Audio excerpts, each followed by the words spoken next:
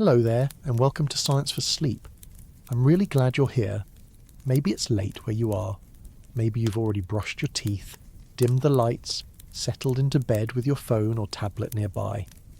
Maybe you're on the couch, still dressed from the day, just looking for something that doesn't rush, something quiet that lets your thoughts drift without pushing. Wherever you are, this is a space for that. A space for soft curiosity and slow science.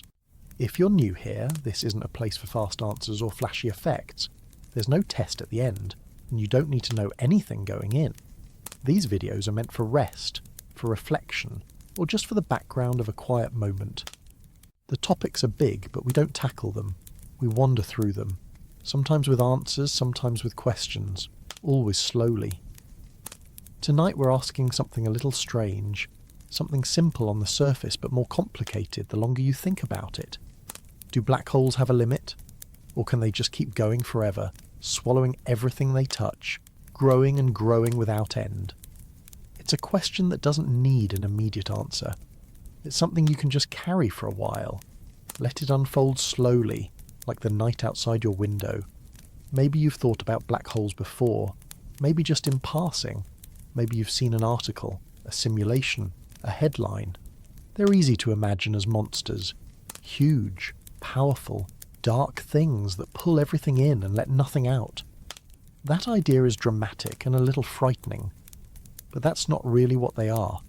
Not exactly. They're stranger than that and quieter. What time is it where you are? Midnight? Early morning? Maybe not even dark yet. Some people listen to these while winding down from work, others while they fall asleep, and a few just like a calm voice to fill the quiet. However you found this, and whenever, I'm glad you're here. I made this for you.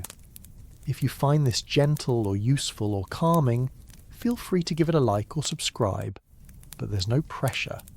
The goal isn't to chase numbers or clicks. The goal is just to make something slow enough to feel real. So now we begin. Black holes. They're not holes, really. They're not objects either, in the usual sense. They're regions. Places where the pull of gravity becomes so intense that nothing, not even light, can escape. The term black hole is catchy, but it's misleading. They don't suck things in like vacuums. They don't move through space hunting for matter. They just sit waiting, silent, predictable, in a way. But still misunderstood. We know they exist. We've seen their effects. We've watched stars orbit invisible points. We've detected gravitational waves, faint ripples in space, caused by black holes merging. We've even taken a picture of a black hole's shadow, using a network of telescopes the size of the Earth. And every time we find a bigger one, a heavier one, the question gets louder. Can this keep going? Do black holes have an upper limit?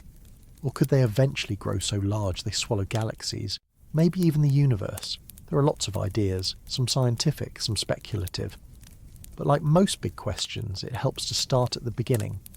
Not with what we don't know, but with what we do. We know black holes grow. That part is simple. They gain mass by pulling in matter, gas, dust, stars, even other black holes. When something crosses the event horizon, it doesn't bounce back. It adds to the total, a kind of one-way trip where everything falls in and nothing gets out.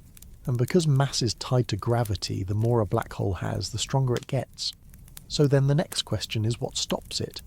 Is there a physical limit, a natural balance? Or is there nothing to hold it back?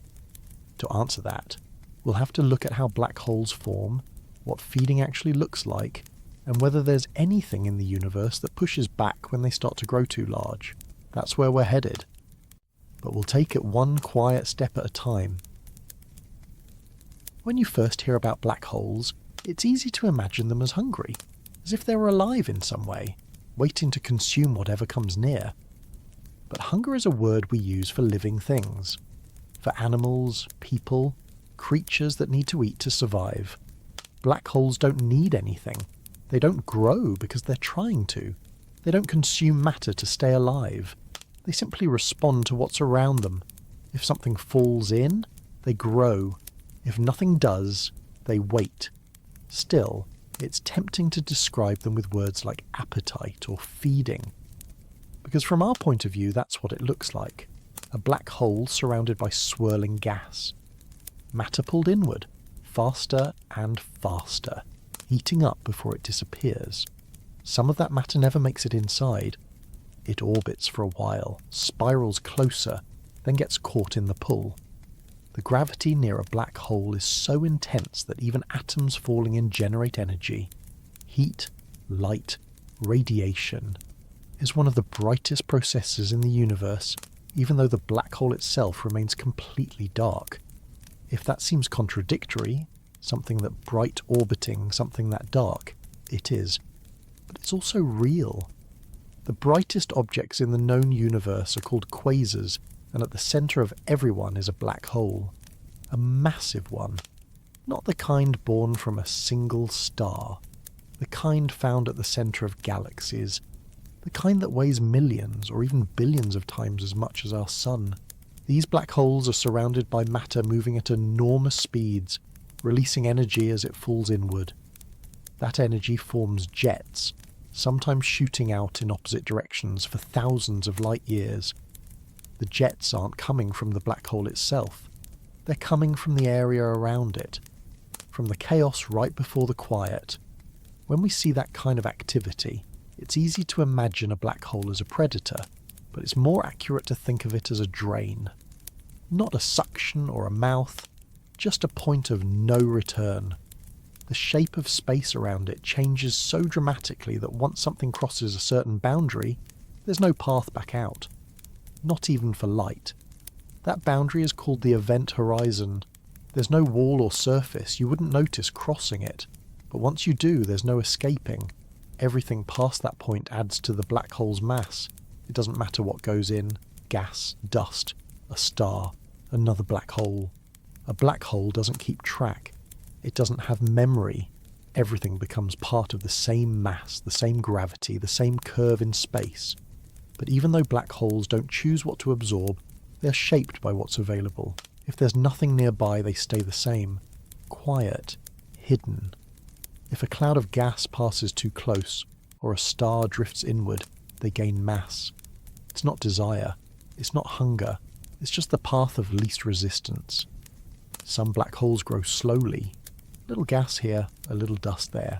A gradual process that takes millions of years.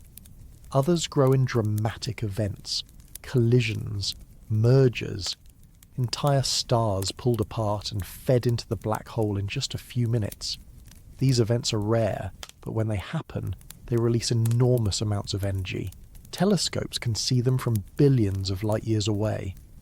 A brief flare, then silence again. The process of matter falling into a black hole is called accretion. It's not smooth, it's chaotic, turbulent. Particles crashing into each other, releasing heat as they spiral inward. That heat builds up and radiates outward, sometimes pushing against the matter trying to fall in. This is where something interesting happens. A balance forms. If a black hole tries to absorb too much too quickly, the energy being released pushes back. That push doesn't stop accretion, but it can slow it down.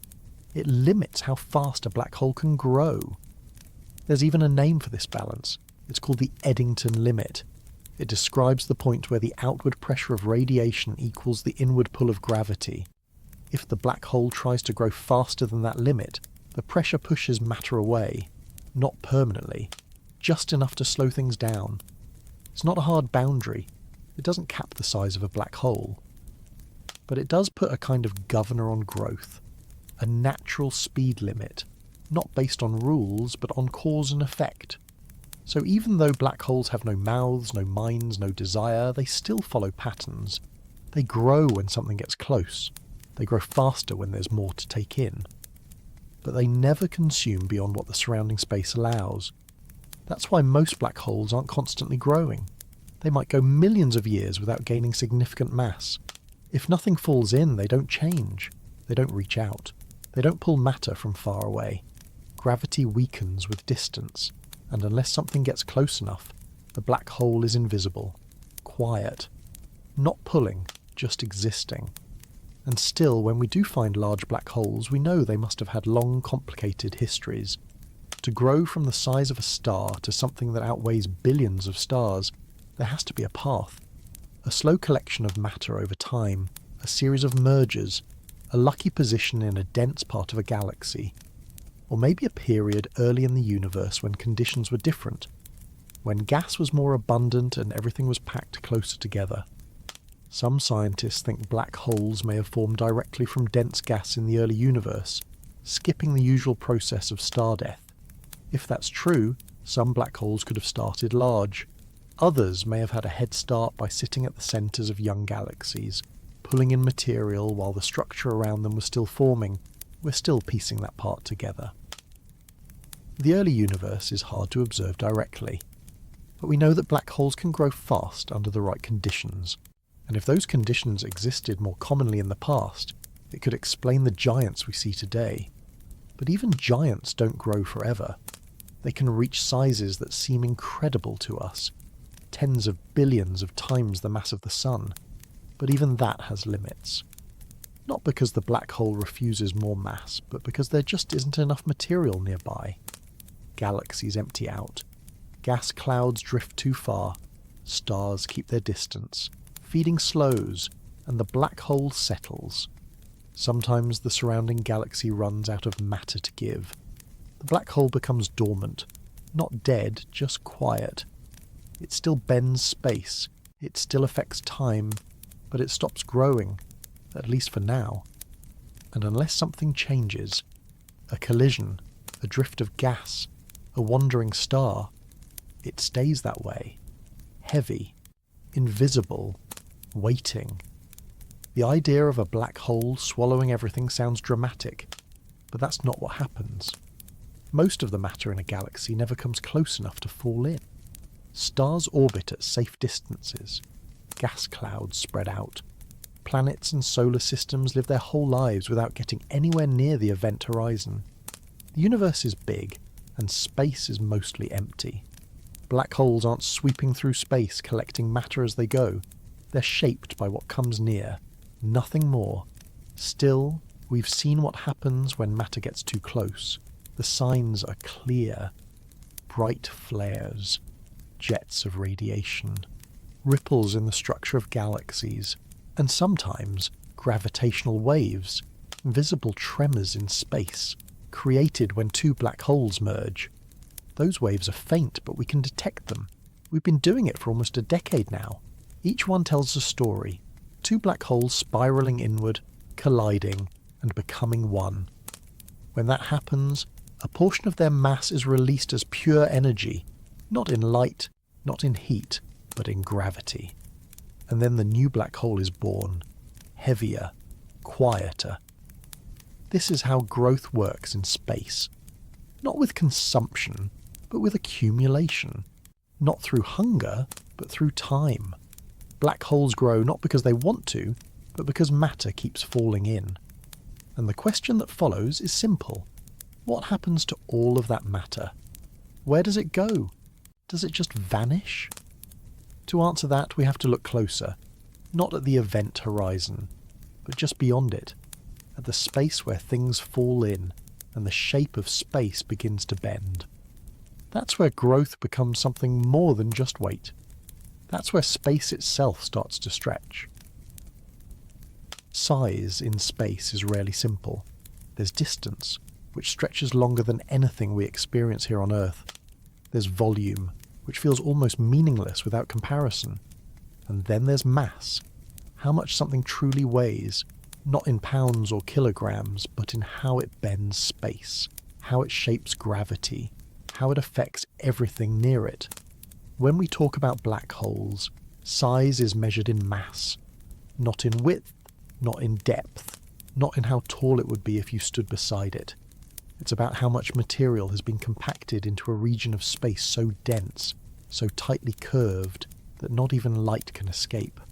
The smallest black holes we know of are about the size of a city, maybe 20 kilometers across, but their mass is 2 or 3 times greater than our Sun. Not the surface of the Sun, not the light, the full weight of it, pulled down and packed tightly into a point. And that's just the beginning. A black hole that's 10 times the mass of the Sun isn't 10 times wider. It's still compact, still invisible. Its event horizon is only a few dozen kilometres across. You could drive around it in an hour, if there were roads, and if driving near a black hole were a good idea.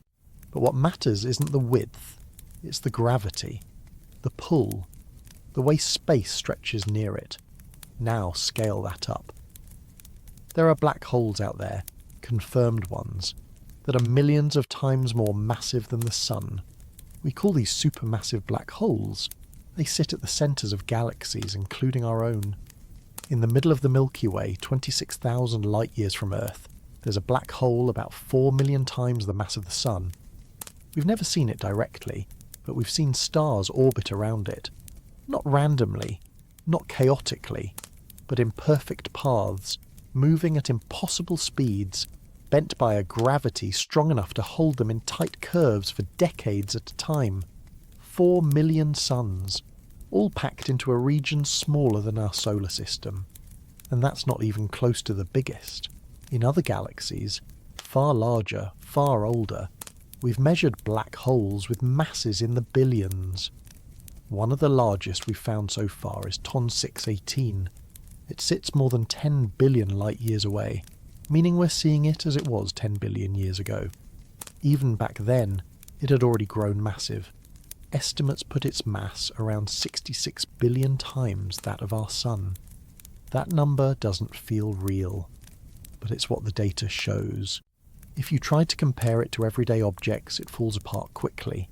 Even if you imagined our entire solar system, planets, moons, asteroids, all of it, TON 618 could swallow it with room to spare. If you placed it where the Sun is now, its event horizon would stretch past the orbit of Neptune. Not in theory, in actual size. But again, that's not the most important part. What matters is what it does to space, what it does to time. That much mass in one place bends everything around it. It slows the clocks. It changes the paths of light. It carves a deep well in the structure of the universe, and everything nearby moves in response. The question then becomes, is there a ceiling? Can a black hole keep growing beyond that? Could it be 100 billion times the mass of the Sun? 1 trillion? What stops it? Technically, nothing about the black hole itself sets a maximum. It doesn't reach a point where it refuses more mass. If something crosses the event horizon, it adds to the total. The limits, if they exist, come from the environment. A black hole can only grow if there's material around to feed it. Gas, stars, dust, or another black hole. And even then, it takes time. The larger it gets, the slower the growth becomes, especially when the nearby material thins out. That's why most of the black holes we observe are in a kind of balance. They're large, but not absurdly so. They grow during periods of activity, galactic collisions, dense gas flows, then settle down, not dead, just waiting. And sometimes we catch them during those quiet phases. No bright accretion disks, no jets, just a heavy centre, keeping stars in orbit by gravity alone. Still, even with those limits, we continue to find black holes that challenge expectations, ones that are heavier than any star could have produced on its own. That's when we begin to look at their histories, mergers, ancient feeding frenzies, early universe conditions that may have allowed rapid growth. The story of a black hole's size is a story of everything it's ever touched, every piece of matter it's absorbed, every other black hole it's merged with, every nearby gas cloud it's drawn in. And that brings us to something important. A black hole's mass isn't always a record of its appetite. It's a record of its opportunities. You can place a black hole in a quiet part of space, and it will barely grow at all. Put the same black hole in the centre of a young crowded galaxy, and it will gain mass quickly. The difference isn't in the black hole, it's in what surrounds it. This is one of the reasons we believe there are different types of black holes, not just by size, but by origin. Stellar mass black holes form when massive stars collapse. They're small by cosmic standards, but still powerful. Intermediate mass black holes are harder to find, but they seem to bridge the gap, perhaps formed by clusters of stars collapsing together or small mergers over time. And then there are the supermassive ones, formed early, grown steadily, anchoring entire galaxies. The difference between a black hole with 10 solar masses and one with 10 billion isn't just size, it's context, time, location, and in a way, chance. Some researchers have even proposed the existence of ultramassive black holes, objects even larger than Ton 618. If they exist, they would be hiding at the centres of the largest galaxies, maybe in regions of space we haven't studied closely enough. Their event horizons would be enormous, but their effects from a distance would still follow the same rules. Gravity, curved space, slowed time. The details change, but the shape of the influence remains, and that's one of the strangest parts about black holes. No matter how big they get, they're simple in structure. We can describe them using just a few numbers: mass, spin, electric charge. That's it. Not what they're made of, not what they've consumed, just the measurable traits that affect how they interact with the rest of the universe. So when we ask how big is big, the answer isn't a number. It's a reminder that size doesn't come from ambition. It comes from history, from time, from the environment that allowed something quiet to become something vast. And still, no matter how large a black hole becomes, there's always the question of what's next. Does it stay the same forever? Can it keep growing? Is there something, somewhere, that pushes back hard enough to stop it completely?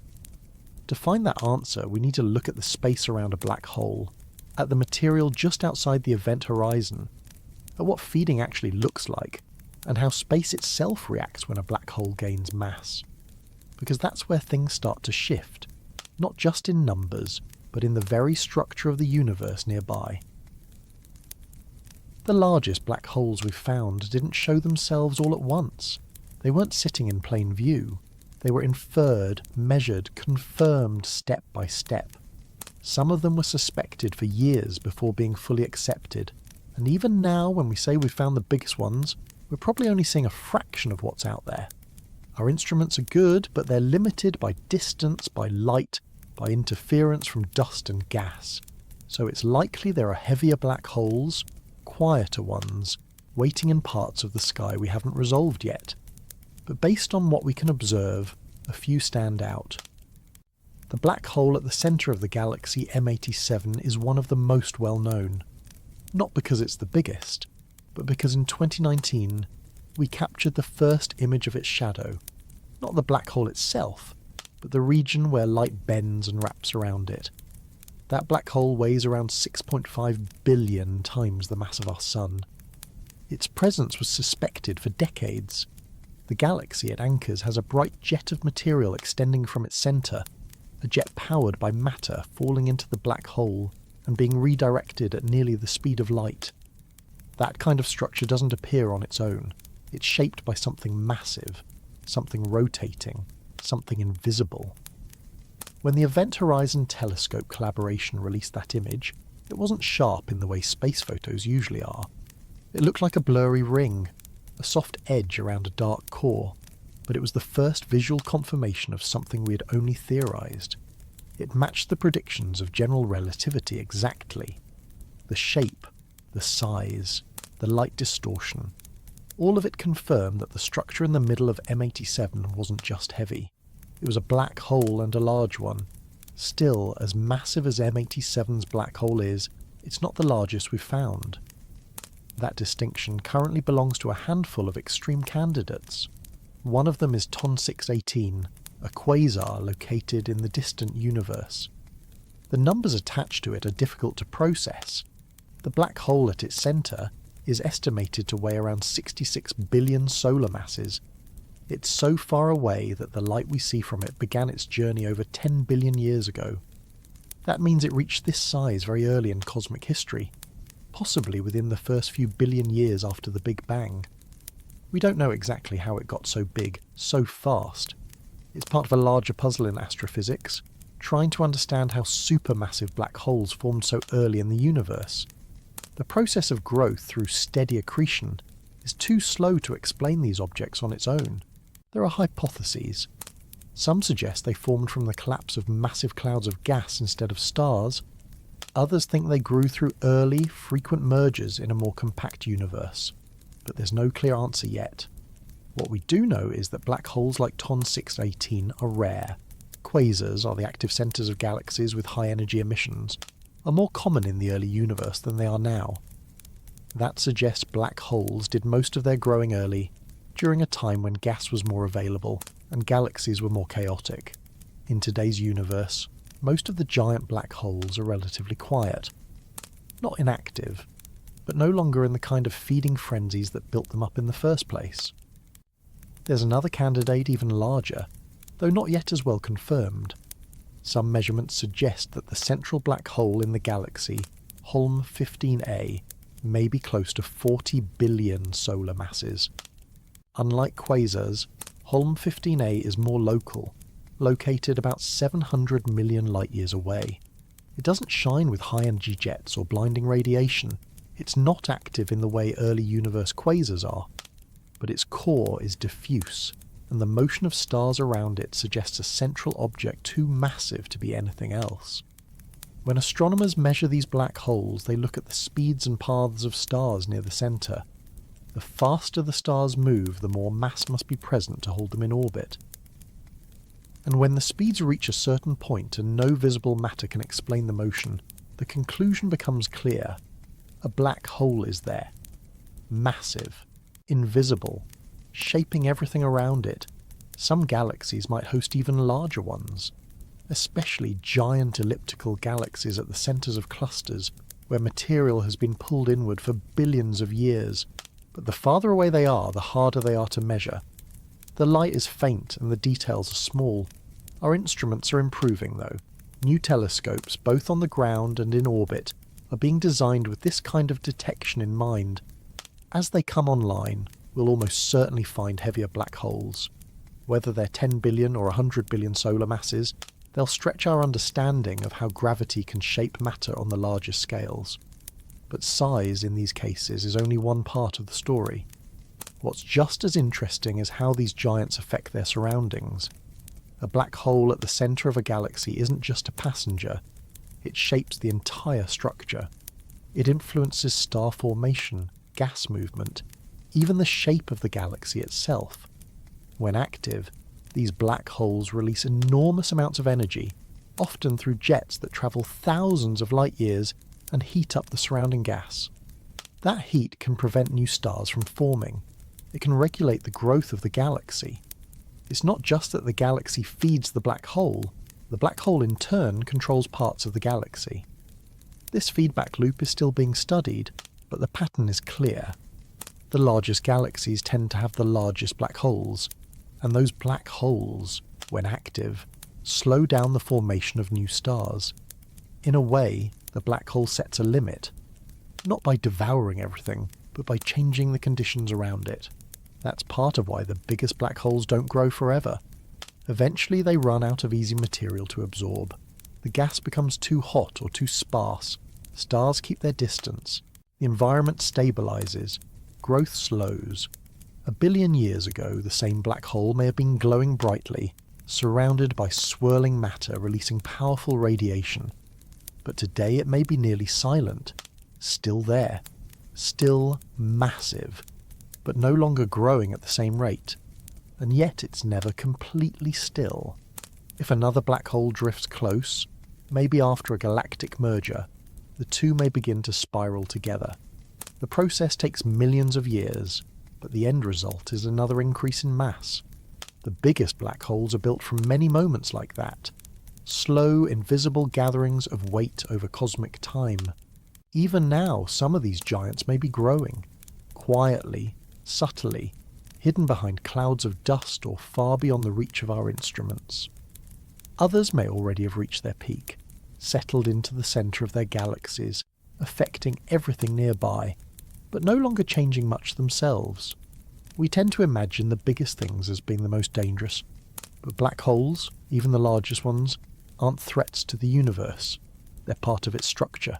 They don't swallow everything. They take in what comes close and ignore what stays far. The vast majority of stars in any galaxy orbit well outside the reach of the central black hole. They feel its presence, but they're not in danger. They move through space as they always have, guided more by the overall gravity of the galaxy than by the single point at the centre. The scale of these objects is hard to hold in your mind. A black hole with billions of solar masses doesn't just bend space. It stretches time, distorts light, and influences the flow of matter for thousands of light years. And yet, from a distance, it reveals almost nothing. No light, no surface, just a shadow or a wobble, or a bright disk of gas that hasn't fallen in yet. These are the biggest we've seen, the quiet giants, the deep wells at the centres of galaxies, and each one tells us something about how matter moves through space, how gravity shapes the universe, and how even the darkest places can teach us something about light. But knowing how big a black hole can get leads to another question. What happens when it takes in something large, something like a star or a planet or an entire cloud of gas? What does that moment look like, and how does it change the black hole? When a black hole takes in new material, it doesn't swallow it like a mouth. There's no bite, no gulp, no visible moment when the matter disappears.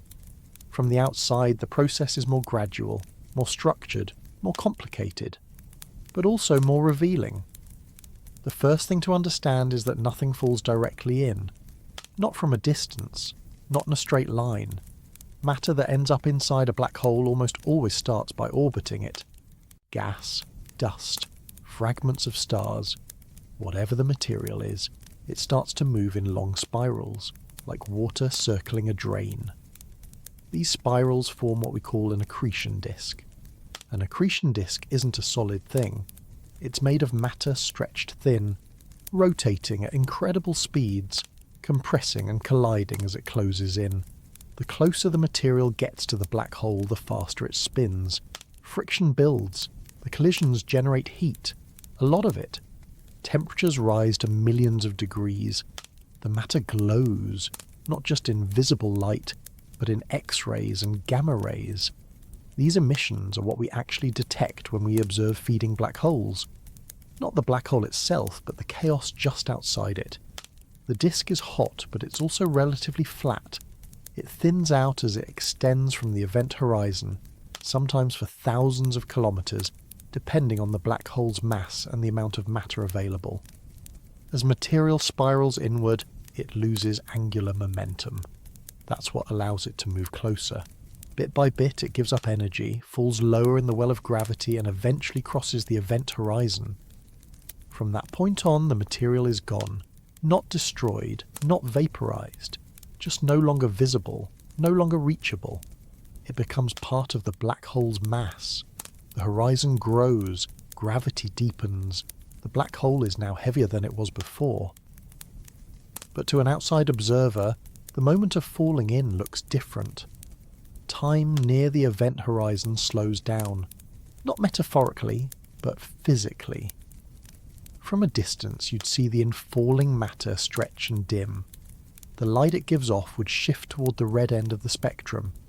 It would appear to slow down, fade, and never quite cross the horizon. This isn't an illusion. It's a real effect of gravity on time and light. In practice, the material does fall in, but from the outside, it's as if it gets frozen at the edge. The energy released before the material disappears is often more dramatic than the fall itself. When gas compresses and heats up, it can emit intense radiation. Some of it escapes. Some of it is redirected. In highly active systems, the magnetic fields near the accretion disk twist and channel material outward in narrow beams. These beams become jets, long, thin streams of particles moving at nearly the speed of light, shooting away from the black hole's poles. Jets are among the most powerful phenomena in the universe. They don't come from inside the black hole. They come from the region just outside, where magnetic fields are strongest and energy is being released in enormous amounts.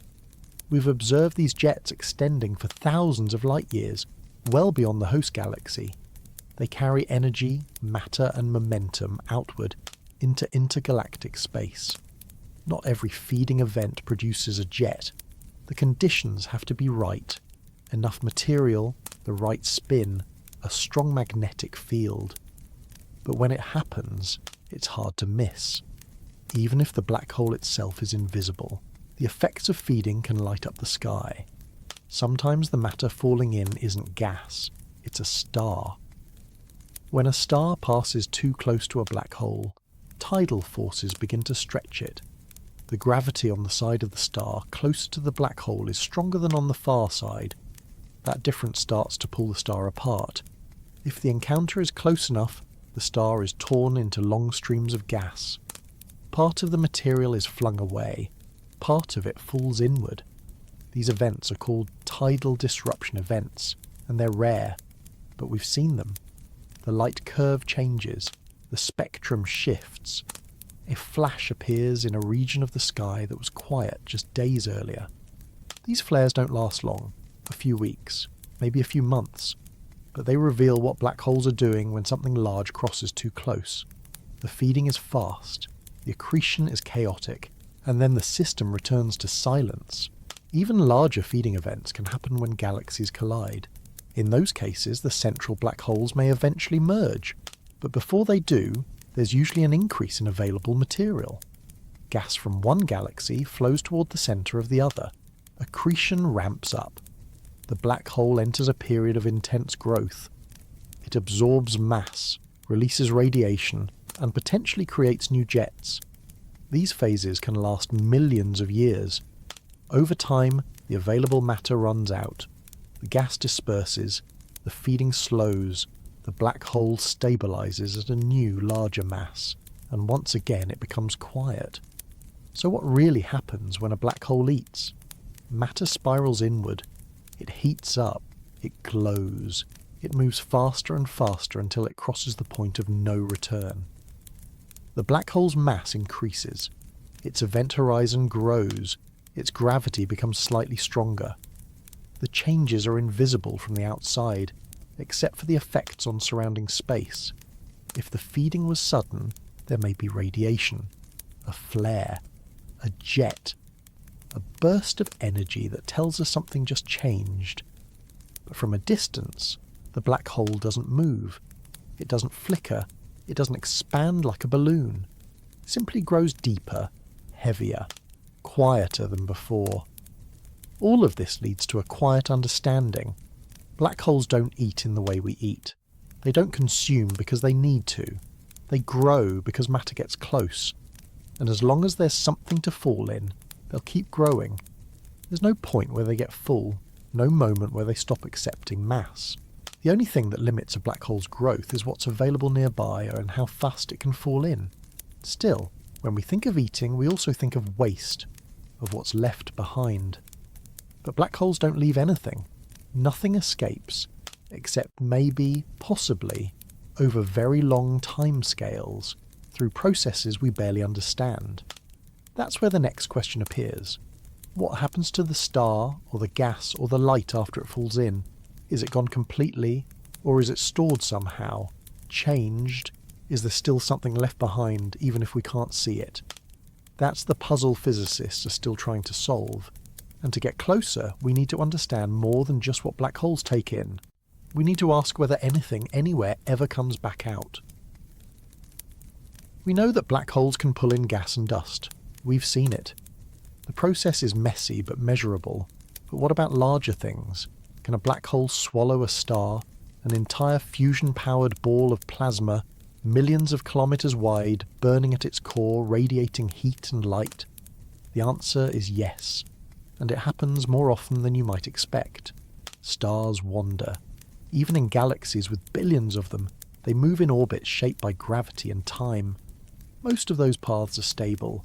They pass through the galaxy, around the centre, never getting close enough to encounter real danger. But galaxies are old, and stars don't move alone. They can be nudged by gravity. They can pass too near to other stars or large clouds of gas. And when that happens, their orbits shift slightly. If one of those shifts sends a star too close to the centre of a galaxy, and if a black hole is waiting there, then a different kind of interaction begins. The closer the star gets, the more gravity starts to affect it, not just by pulling, but by stretching. That effect has a name: tidal forces. The side of the star facing the black hole feels a stronger pull than the far side. That difference can become extreme. If the black hole is small, the star might actually cross the event horizon before being completely pulled apart. But if the black hole is large, the tidal forces start to tear the star apart before it gets anywhere near the centre. This kind of event is called a tidal disruption, and while it's rare on a human timescale, we've detected several over the last few decades. From Earth, we see it as a sudden burst of light in a place that was previously dark, a flash, a flare, a change in spectrum. These signs tell us that something large, likely a star, just got too close to a black hole. The process unfolds over days or weeks. The star is stretched into a long stream of gas. That gas wraps around the black hole, some of it escaping back into space, the rest falling inward. As the gas spirals in, it heats up. The glow increases, peaks and fades. The whole event might last a few months from beginning to end. Afterward, the black hole is slightly more massive. The star is gone. There's no explosion, no visible trace left behind, just a shift in mass, a small change in the surrounding gravity. From the outside, it's easy to miss, but telescopes built to detect transient light sources can pick up these changes. They've become some of the most reliable ways to observe black holes indirectly. Because when a black hole swallows a star, it leaves behind a fingerprint, not of the star itself, but of the process. Not all stars that pass close to black holes are torn apart. If a star's path is wide enough, or if it passes by quickly, it might escape. It could be flung outward on a new trajectory, moving faster than before. Sometimes stars are stretched but survive. Other times they're captured into an orbit, circling the black hole at a safe distance, repeating the near-miss every few decades. These interactions tell us more about the gravity near black holes than the black holes themselves. But when a star does get pulled in, the effect is final. The core breaks apart, the light fades, and the star is never seen again. In smaller black holes, the process is more direct. A star that gets too close may simply fall past the event horizon in one piece, without time to be stretched or shredded. The result is the same, a gain in mass, and no way to retrieve what's been lost. But for larger black holes, especially supermassive ones, the range of tidal forces is wide. There's more room for dramatic disruption, for visible effects, for extended flares that we can detect from halfway across the universe. Each time we observe one, we learn something about how stars behave near extreme gravity, about how black holes grow, and about what happens in the space just outside the point of no return. These events are powerful, but they don't change the shape of the galaxy. A single star being swallowed doesn't shift the orbit of its neighbours. It doesn't send out shockwaves. It doesn't destabilise the core. The galaxy continues as before, with one fewer star and a slightly heavier black hole, and yet over time these interactions add up. A black hole at the centre of a galaxy may absorb thousands, even millions of stars over billions of years. Not all at once, not quickly, but steadily, gradually, as gravity does its quiet work. Some galaxies have been observed with cores that are unusually empty, not in terms of gas, but in terms of stars. These cores may have been eroded by black hole activity, not through destruction, but through consumption. Stars falling inward, one by one, lost forever. But black holes don't go looking for stars. They don't pull them from far away. The stars have to get close, and in most galaxies, most of the time, that doesn't happen. The orbits are stable, the distances are large, the centre remains quiet. That's part of why Earth and our solar system is safe. We're nowhere near the black hole at the centre of the Milky Way. That black hole is real, about 4 million times the mass of the Sun, but it's also 26,000 light-years away. That distance is enough that its gravity doesn't affect us directly. The The sun's pull is much stronger here. The black hole is something we observe, not something we feel. The stars we can see moving around that central black hole, the ones we've tracked with precision over the years, are incredibly close to it by galactic standards. And even they don't fall in. They orbit, fast but stable, safe unless something changes. So while black holes can swallow stars, they don't do it constantly. They don't vacuum up everything in reach. They wait. And sometimes something comes close enough. These moments are rare, but they're reminders of how much energy exists in systems we usually think of as quiet. A single star, disrupted by a black hole, can release more energy in a few weeks than the sun will emit in its entire lifetime. Not because of destruction, but because of transformation. Gravitational energy turned into heat, motion, and light. But what about smaller things? If a black hole can absorb a star, can it also swallow something like a planet? Planets are small compared to stars. They don't produce their own light. They don't undergo fusion. But they're solid, often dense, and sometimes layered with complex structures, atmospheres, magnetic fields, even geological activity. They feel familiar because we live on one. So the idea of a planet falling into a black hole feels more personal somehow, less abstract, less distant. Yes, a black hole can swallow a planet. The process, in principle, is no different than with anything else. If an object crosses the event horizon, it becomes part of the black hole. The object's shape, composition, temperature, and surface features no longer matter. All that's left is its mass, and the effect that mass has on gravity. The black hole gains weight, and its event horizon expands slightly.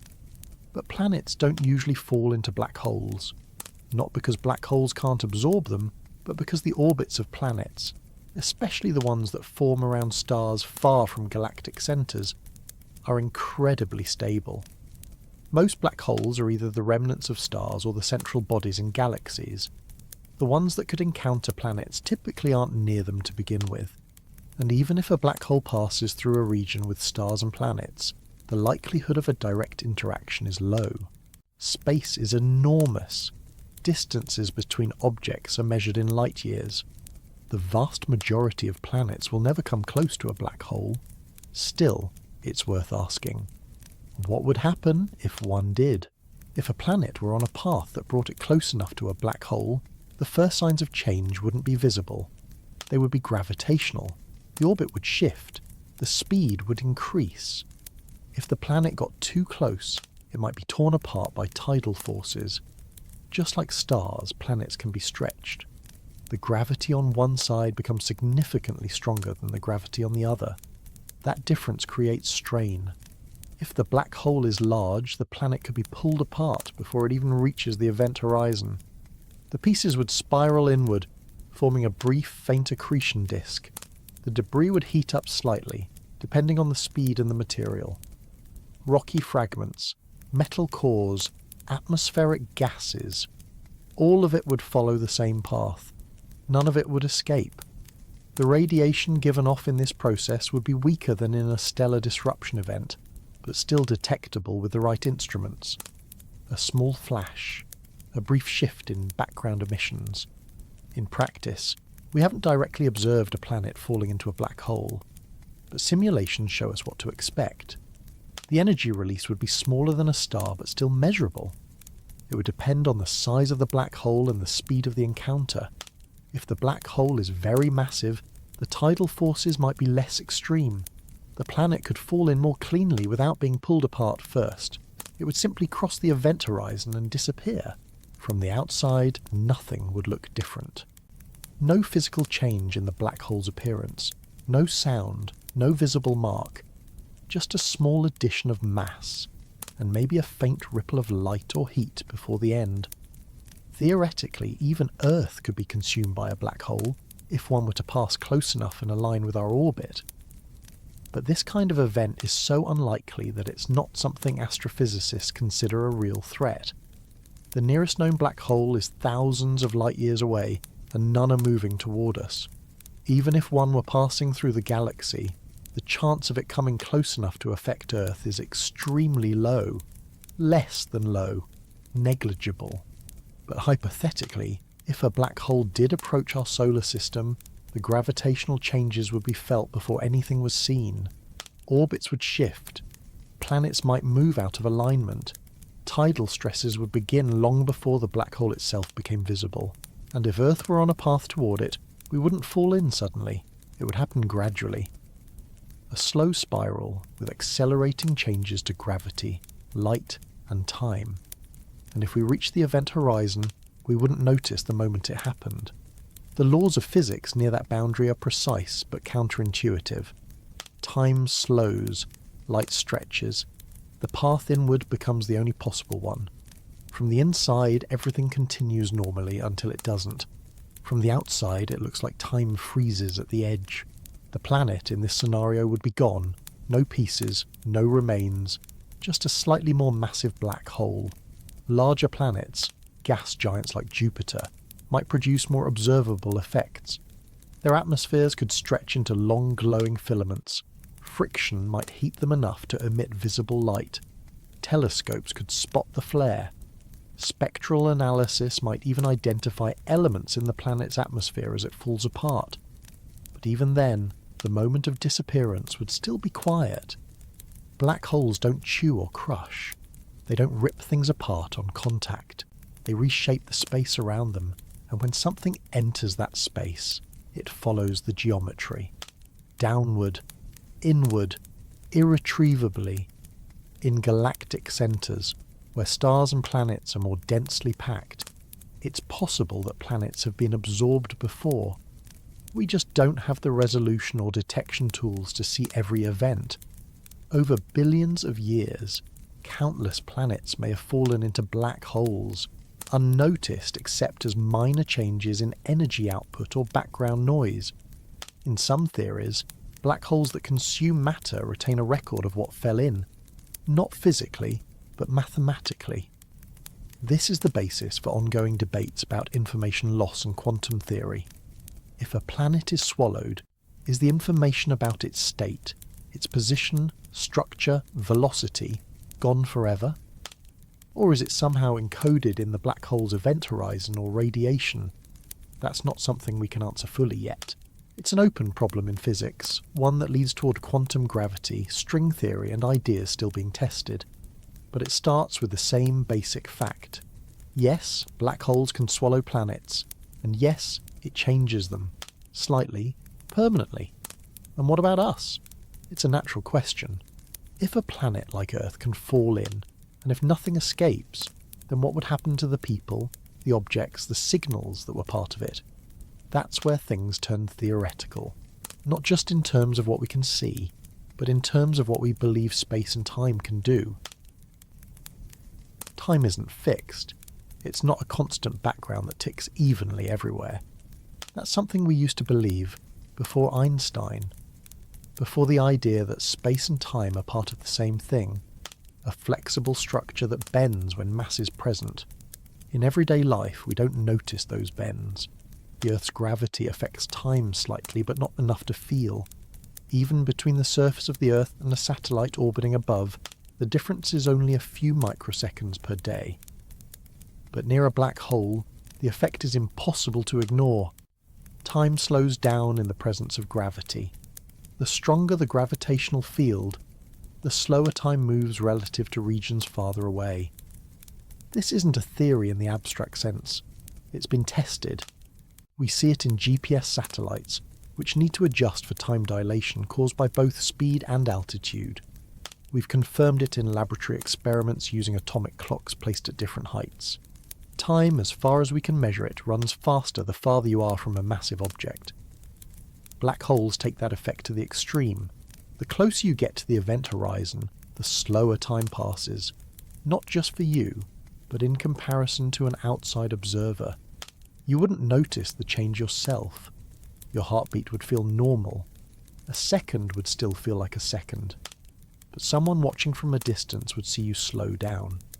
Your motions, your signals, your presence, all stretched, delayed, faded. And as you approach the event horizon, the dilation becomes infinite. From far away it would appear that you never quite crossed the boundary. Your image would hover, red-shifted and dim, frozen in time just above the surface. In reality, you would fall in. But the outside world would never see that moment. Time, from your point of view, would continue. But from theirs, it would come to a stop. This is one of the strangest consequences of general relativity. That time is not a fixed experience. That depending on where you are and how fast you're moving, time itself stretches or compresses. In the case of a black hole, the warping is so severe that two observers can disagree completely about what's happening and still both be correct in their own frames of reference. If you hover just above the event horizon, assuming you could survive, which physics doesn't allow, you'd experience time moving normally. But if you looked out at the rest of the universe, everything would appear to speed up. Galaxies would rotate faster, stars would evolve in moments. Cosmic events that take millions of years could pass in what feels like seconds. From the outside, though, anyone watching you would see you freeze. Not all at once, but gradually. Your movement would slow, your light would redden, fade, and eventually you'd vanish from visibility. Not by disappearing, but by stretching so far in time that no new signal could reach the outside. This effect isn't just theoretical. It's part of how we detect black holes. The light emitted by matter near the event horizon gets redshifted, meaning its wavelength stretches. That redshift can be measured. It tells us how deep in the gravitational well the light came from, and when the shift becomes extreme, we know the source is close to a black hole. Time dilation near black holes is a reminder that our experience of time is limited by where we are. What feels normal to us is entirely dependent on our gravitational environment. We think of time as a shared experience, but the universe doesn't treat it that way. And it's not just time that changes. The same distortion affects space, energy, and motion. That's what creates the event horizon in the first place. Not a physical barrier, but a boundary beyond which the paths through space and time all lead inward.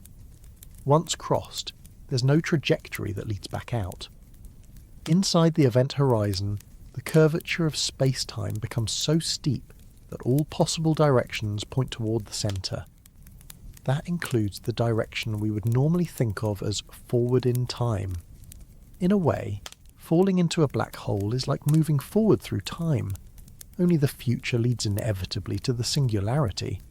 But that raises deeper questions. If time is so distorted near a black hole, then what happens to the experience of someone who falls in? Do they reach the centre instantly?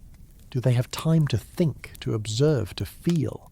The answer depends on the size of the black hole. In small black holes, those formed by the collapse of massive stars, the tidal forces are so strong that you'd be stretched and compressed long before you reach the event horizon. The experience would be brief and violent, but in larger black holes, especially supermassive ones, the gradient in gravity is gentler. You could cross the event horizon without feeling anything at all. Time would seem normal from your point of view. You might even have minutes or hours of continued experience before reaching the singularity. No one knows for certain.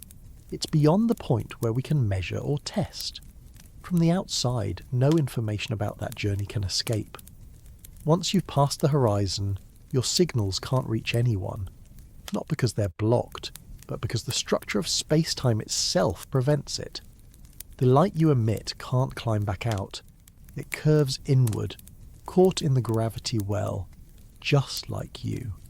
This separation between what's experienced inside and what's observable outside is one of the reasons black holes are so mysterious. They are physical, predictable, and consistent with the laws of general relativity, and yet they create situations where information becomes inaccessible, where timelines diverge, and where cause and effect are hard to track from multiple perspectives. Time, near a black hole, becomes something else. It's not just slower, it's reshaped. The path you take through space and time is dictated by gravity, and in the most extreme cases, all roads lead inward. Not metaphorically, but literally. There's no direction that escapes. The geometry makes escape impossible, not by force, but by design. And while this distortion of time makes black holes fascinating to physicists, it also makes them difficult to study directly.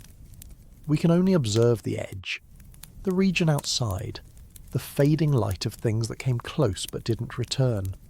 Everything else, the interior, the core, the singularity, is sealed off by the structure of time itself. But what about light? If time slows and curves near a black hole, what happens to light that passes nearby, or tries to escape from just outside the horizon? Light doesn't have mass, but it still follows the shape of gravity. That's one of the more surprising consequences of general relativity. In a Newtonian view, gravity only affects objects with mass. But in Einstein's model, gravity is the curvature of space-time itself, and light, even though massless, has no choice but to follow that curve. This is how we know black holes exist, even though we can't see them directly. Light that passes near a black hole bends, sometimes just a little, sometimes dramatically.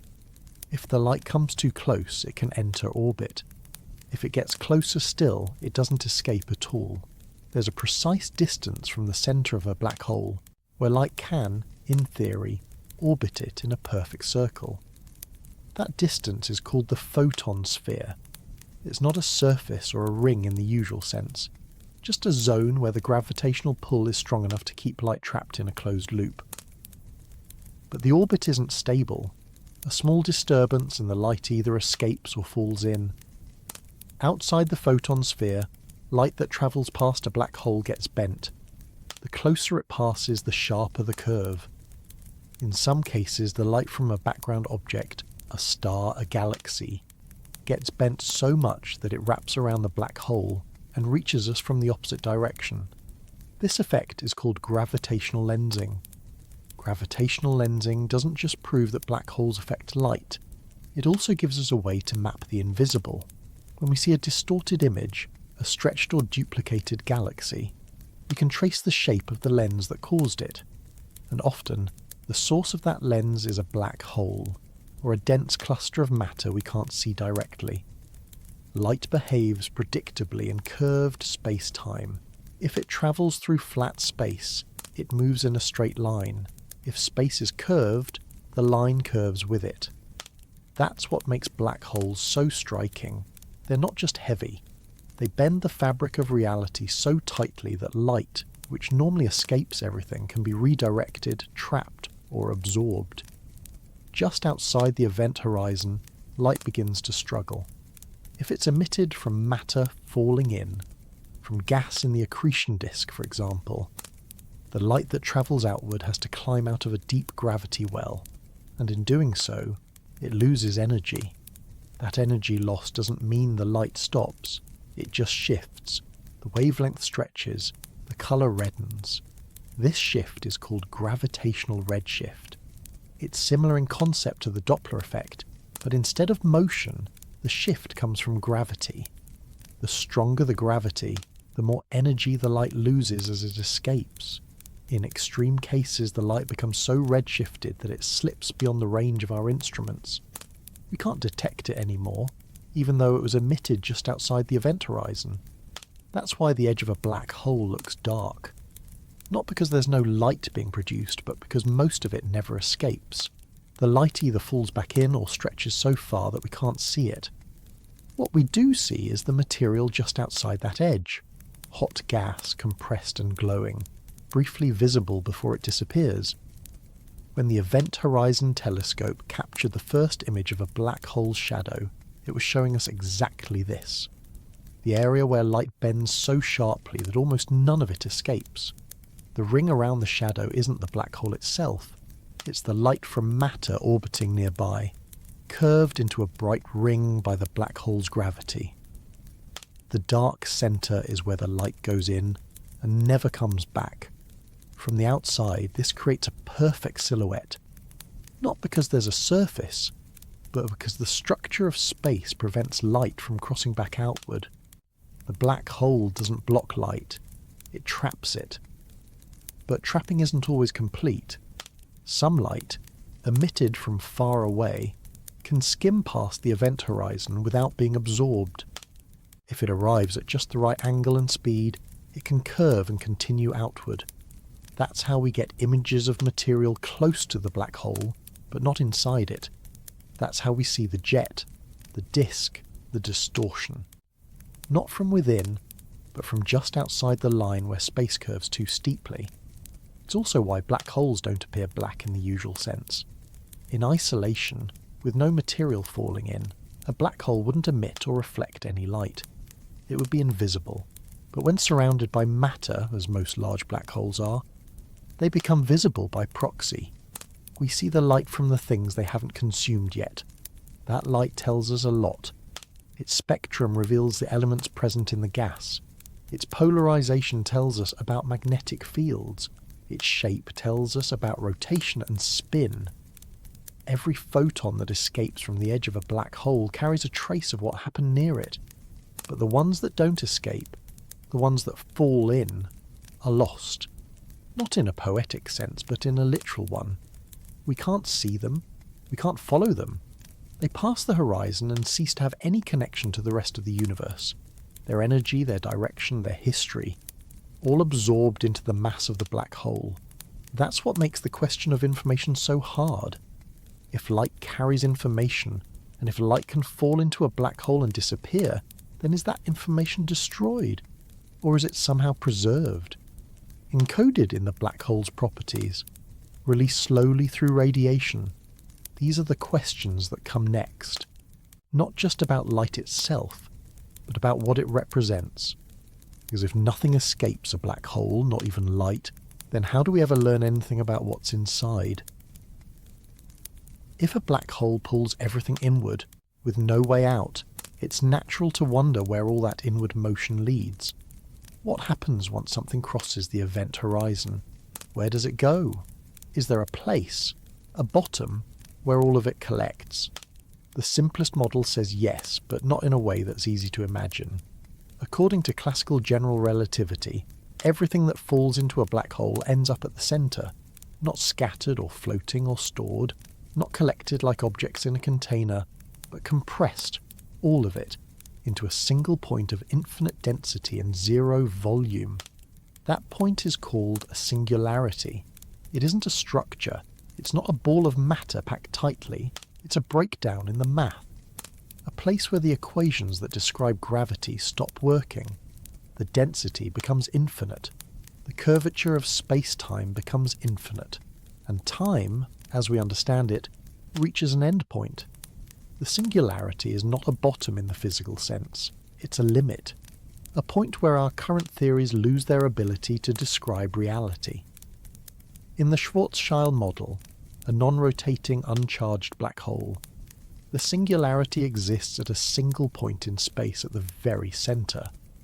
Everything that crosses the event horizon falls inward toward that point in a finite amount of time, at least from the point of view of the thing falling in.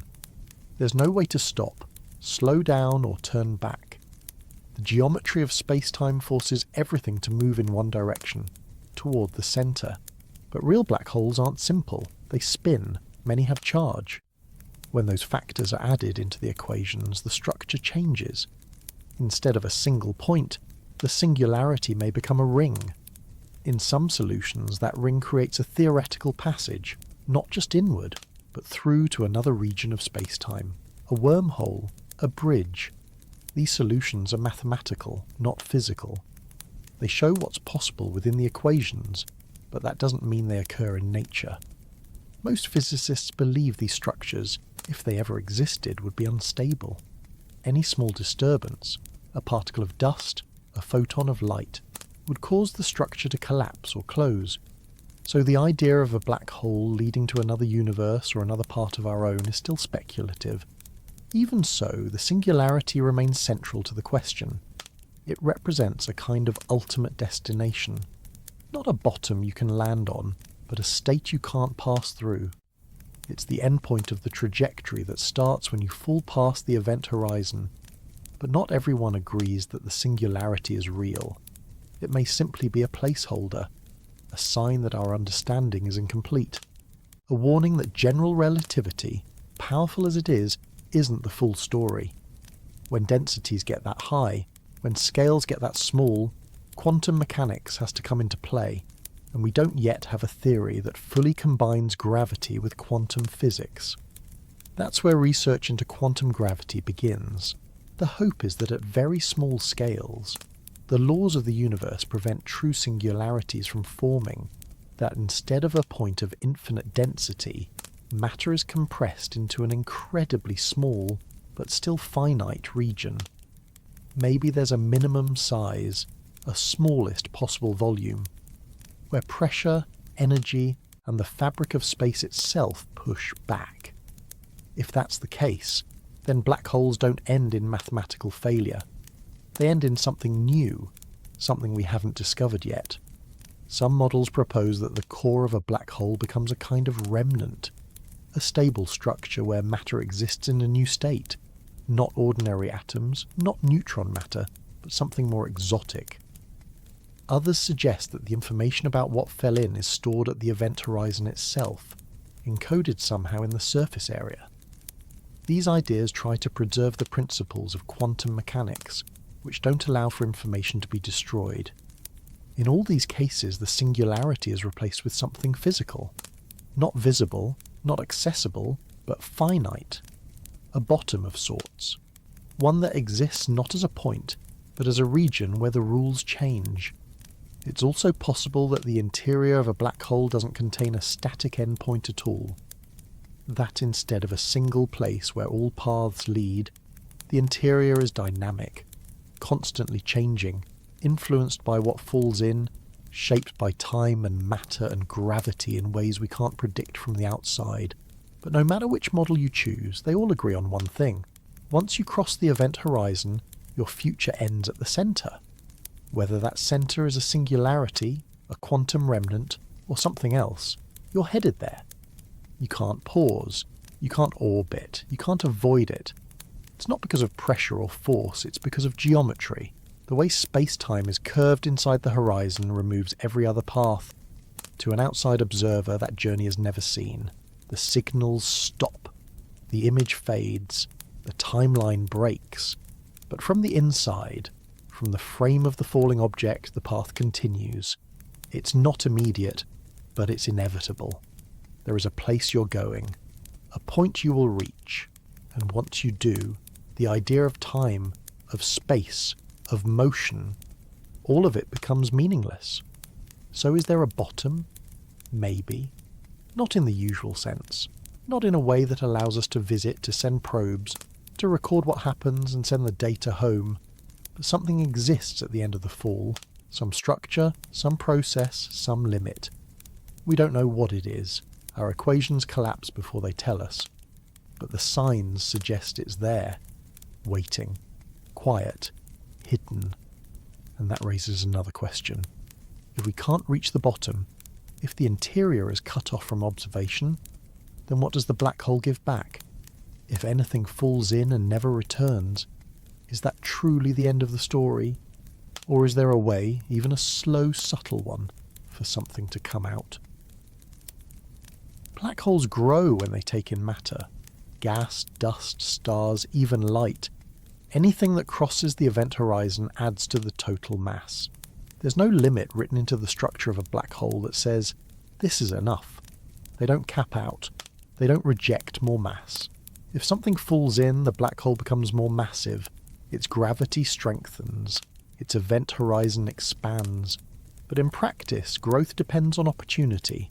A black hole in deep intergalactic space, far from stars or gas clouds, won't grow quickly. It might not grow at all. It just sits, heavy, invisible, and still. It takes something close, something nearby and falling inward, to start the process again. So the real question isn't whether black holes can grow without limit. It's whether the universe gives them the conditions to do so.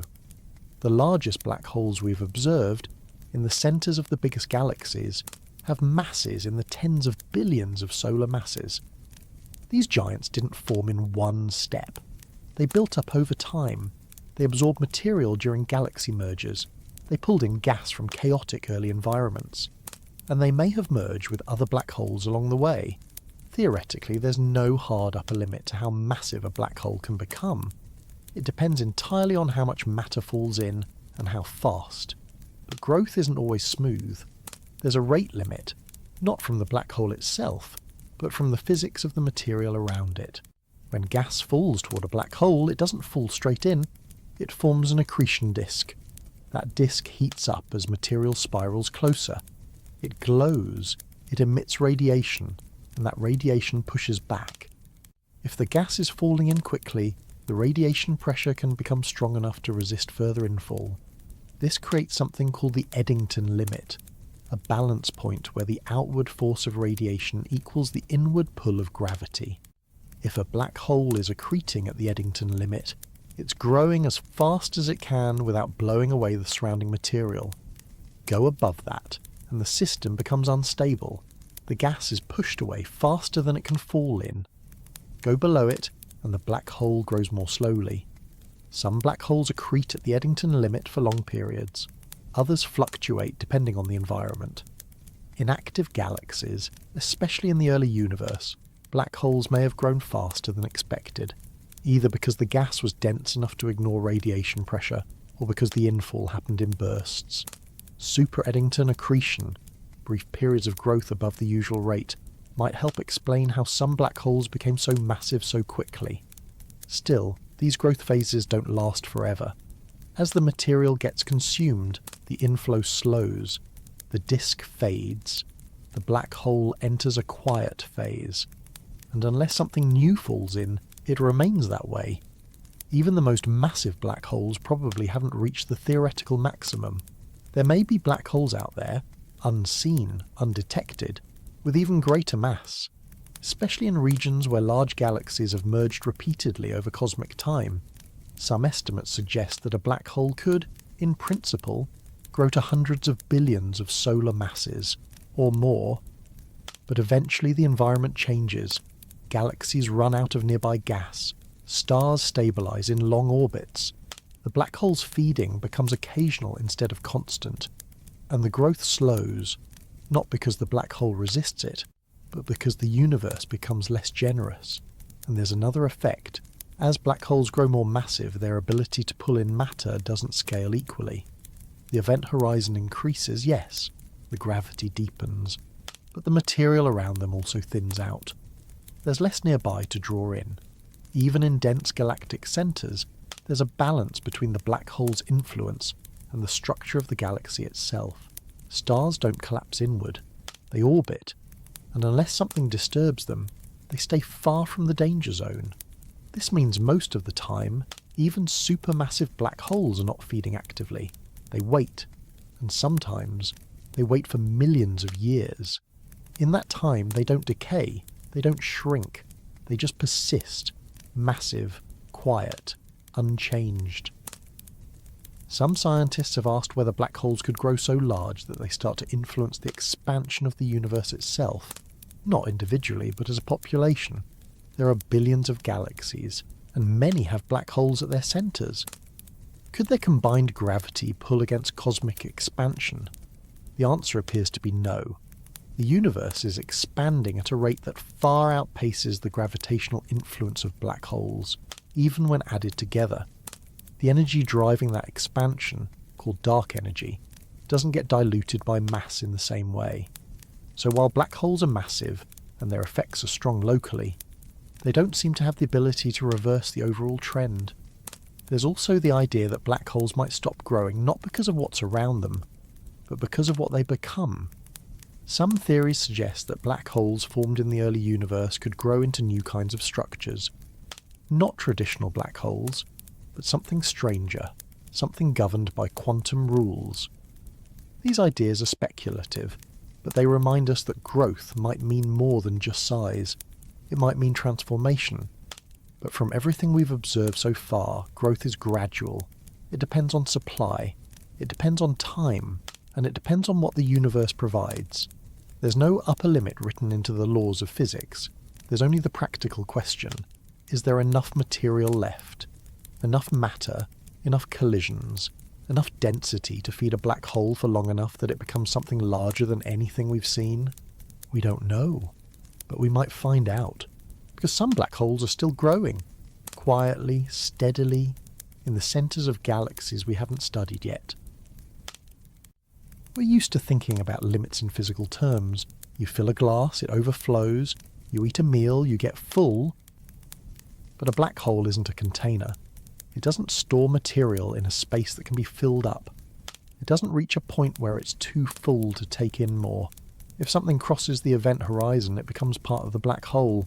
There's no barrier where material piles up or gets rejected. So, in the simple sense, no, black holes don't get full, not the way objects do. But that doesn't mean they grow without resistance. When a black hole is surrounded by matter, a disk of gas, dust or debris, that material has to lose energy before it can fall in. It spirals slowly, getting hotter and thinner, shedding momentum as it draws closer.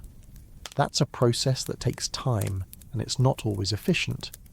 In some systems, the gas heats up so much that the resulting radiation pushes against the incoming flow. The pressure slows the infall. In extreme cases, it can even stop it temporarily. This is the same principle that sets the Eddington limit. It's not a hard limit in the structure of the black hole. It's a balance in the environment around it. The more material falls in, the more energy is released, and that energy pushes outward. If the inflow is too fast, the system stabilizes by pushing some material away. But the black hole itself never refuses mass. It doesn't resist being added to. It just accepts what gets close enough to pass the horizon. Whether that happens slowly or quickly depends entirely on what's happening outside the black hole, not inside it. And sometimes, the outside simply runs out. In many galaxies, especially older ones, the central black holes have already consumed most of the nearby material. The remaining stars keep their distance. The gas has either fallen in or been pushed away by radiation and jets during earlier, more active phases. There's nothing left to accrete. In these cases, the black hole isn't full, it's just not being fed. We see this in galaxies with quiet cores. No X-ray glow, no jet, no sign of current accretion. The black hole is still there, still massive, still pulling inward. But with no fuel, there's no activity. It's not sleeping. It's just waiting. If more material arrives, maybe from a passing gas cloud or a galaxy merger, the process starts again. The black hole doesn't have to prepare. It doesn't change state. It simply resumes accretion. The disk forms, the light returns, and the black hole grows. Even when a black hole is accreting near its maximum rate, the structure doesn't change to resist that. There's no pressure build-up, no stretching or expansion that causes it to burst or reject material. Its growth is quiet and one-directional. Mass goes in, and the event horizon grows slightly larger. There's a related question that sometimes comes up. If black holes can grow forever, could they eventually consume everything? The answer is no, and it has nothing to do with being full. It has to do with distance, motion, and time. Most of the matter in the universe is too far away, too stable, or moving in orbits that keep it safely outside the reach of any black hole. Even in dense regions, most stars and systems follow paths that don't bring them near the centre. Gravity is strong, but it falls off with distance. Unless something actively brings an object closer, a disturbance, a collision, a change in trajectory, it won't fall in. So even as a black hole grows, it's not pulling everything toward it. Its sphere of influence remains limited. The region where it can dominate motion, called the gravitational radius of influence, depends on its mass and the environment. But even for the largest black holes, that radius is a small fraction of the galaxy. This is why we don't need to imagine black holes getting full. Their limits are set by the universe around them, not by anything internal. They don't stop growing because they reach a cap. They stop because the conditions for growth fade. Sometimes that's temporary. In the early universe, black holes had more fuel. Galaxies were smaller, more chaotic, and full of loose gas. Feeding was easy, accretion was fast, but over time that changed. Gas was consumed, systems stabilized. the violent early phase passed, and black holes entered long periods of quiet. And yet they're still there, silent, steady, waiting. If something new comes along, they'll grow again. Not because they're hungry, not because they're empty, but because they're always open. There are rare moments when black holes seem to reject something, not permanently, but temporarily. A star gets close, it begins to fall in. Radiation builds up, some of the material is pushed away, only a fraction makes it across the horizon. But that's not the black hole being full, it's the environment pushing back. The balance between inward and outward force shifts constantly. Sometimes material falls in slowly, sometimes it piles up outside, forming a thick disk. Sometimes it disperses entirely. But none of this is because the black hole has a limit inside it. There's no chamber that fills, no threshold that triggers a response. From the outside, a black hole looks like a simple thing. Mass, spin, charge. No internal structure, no visible surface, no place for overflow. So instead of asking whether they ever get full, it's more accurate to ask how long they go between meals, because a black hole will take in what's given to it, for as long as the universe allows. The end isn't determined by appetite, it's set by opportunity. And when that opportunity comes from another black hole, something even more interesting happens. When two black holes merge, it's not like two solid objects colliding. There's no crash in the way we might imagine it, no explosion of matter, no scattering of debris. Both black holes are already made of curved space-time, and when they come close enough, the curves combine. What actually happens is a slow, spiralling dance. The two black holes orbit each other, gradually losing energy. That energy doesn't disappear. It's carried away by gravitational waves. These waves stretch and squeeze the fabric of space-time as they move outward. They're weak by the time they reach us, but they're real. We've measured them. The closer the black holes get, the faster they orbit. The frequency of the gravitational waves increases, the amplitude rises, and then, in the final moments, they merge. The event horizons touch. The space between them vanishes. What's left is a single black hole, slightly smaller than the sum of its parts, because a fraction of the mass was carried away as energy. The merger itself takes only a few milliseconds. From the outside, it looks like a final sharp burst of gravitational waves, followed by quiet. There's no visible light unless there's gas nearby being disturbed. In pure vacuum, it's all gravity. And then, just like that, there's one black hole where there used to be two. The new black hole doesn't wobble for long. It settles into a stable shape quickly. The event horizon becomes smooth. The spin adjusts. And from that point forward, it behaves like any other. Massive, silent, and undetectable, except through its effect on the space around it. So what's different after a merger? The most obvious change is mass. The new black hole is more massive than either of the originals, though slightly less than their total combined mass. That difference, usually a few percent, was radiated away as gravitational energy during the merger. Depending on the size of the black holes involved, that energy release can be enormous. In some events we've detected, the amount of energy emitted in gravitational waves is greater than the output of all the stars in the universe, for a brief moment. The next change is spin. The final black hole often spins faster than either original. The direction and speed of that spin depend on the orientation of the original pair. If both black holes were spinning in the same direction as their orbit, the result can be a high spin remnant. If they were misaligned, the final spin might be less extreme, but either way, the merger shapes the internal properties of the new black hole in measurable ways. These properties, mass and spin, are all we can observe. After the merger, the history disappears. There's no way to tell what the original black holes looked like, how long they orbited, or what paths they took to get there. Everything gets absorbed into the final mass and motion. No trace remains of the individual identities. This loss of information raises deeper questions, ones physicists are still trying to answer. If information is preserved in the universe, then how is it stored when two black holes become one? Does it survive in some encoded form on the event horizon? Is it lost completely? Or does the black hole somehow keep track in a way we haven't yet understood? The information paradox, the idea that something is lost during black hole interactions, becomes even more complicated after mergers. It's not just about one black hole swallowing matter. It's about entire systems combining and emerging as something new, with none of the old structure left behind.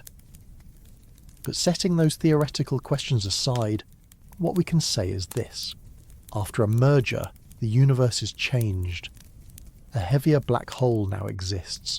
Space-time in the surrounding region has settled into a new shape.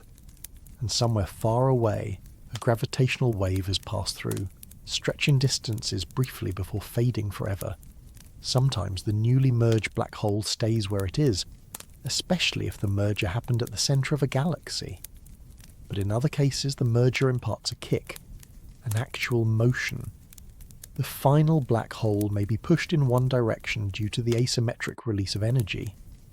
These kick velocities are usually small, but in some scenarios they can be large enough to move the black hole out of the centre of its galaxy. In extreme cases, it could even be ejected into intergalactic space.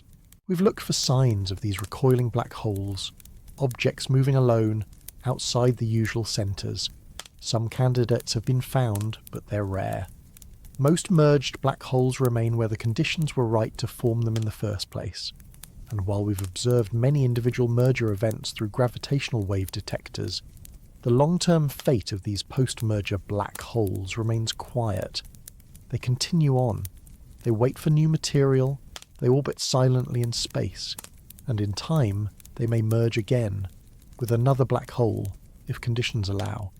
There's no mechanism that says this is the final one. A black hole that forms from a merger can go on to merge again. There's no decay, no memory loss, just new properties and a continued ability to grow.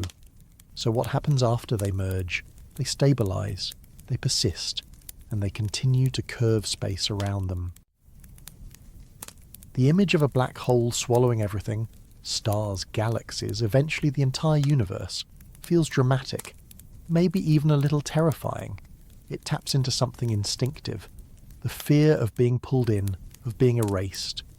But when we ask whether a black hole could actually consume the universe, we're not talking about emotion or metaphor. We're asking something specific about the structure of space, the rules of gravity, and the scale of the cosmos. And the answer, as far as we know, is no. A black hole, no matter how massive, can't swallow the universe. Not because it wouldn't try, but because the universe is expanding, and that changes everything. Black holes grow by accreting mass. That mass has to be nearby, or at least close enough that the black hole's gravity can overcome any outward motion. In the early universe, this was easier. Matter was closer together. Gas clouds were denser. Galaxies were younger and smaller, and black holes had more material available. Growth was fast, but over time that changed. The universe expanded. Distances between objects increased, and at a certain point, the rate of expansion became more than just noticeable. It became dominant. Today, the space between most galaxies is growing, not because galaxies are flying apart through space, but because space itself is stretching. That expansion isn't caused by black holes. It's driven by dark energy, a property of the vacuum that causes the large-scale structure of the universe to accelerate outward. This has important consequences for black holes. It means that no matter how massive a black hole becomes, there are regions of space moving away from it faster than light. Not in the local sense.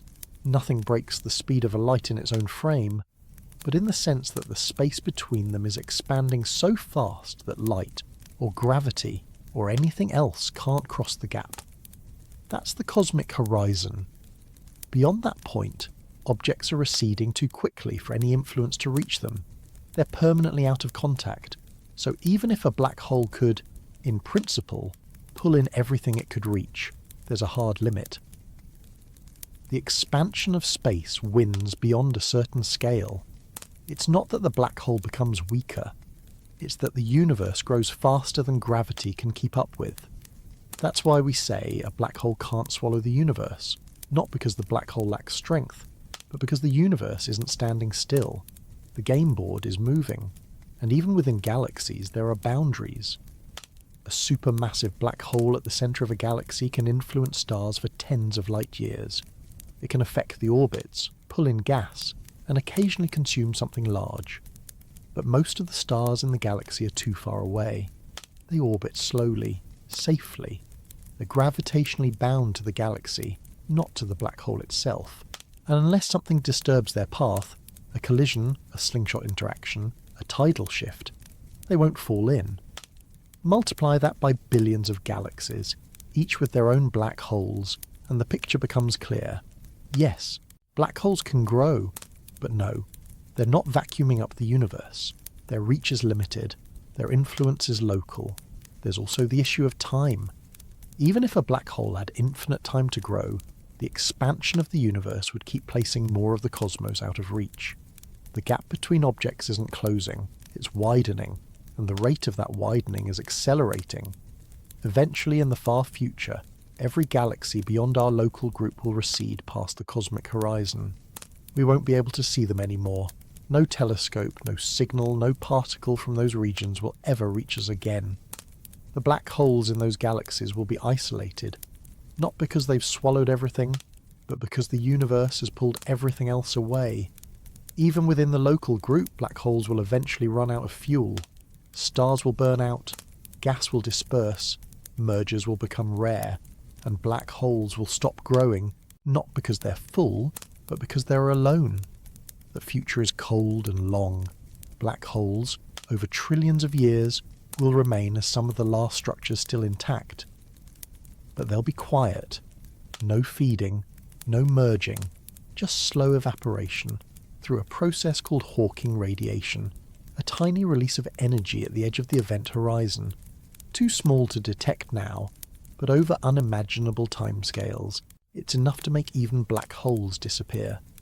So when we ask whether a black hole could swallow the universe, we're really asking about scale, and about motion, and about how the structure of space prevents any one thing from dominating everything else.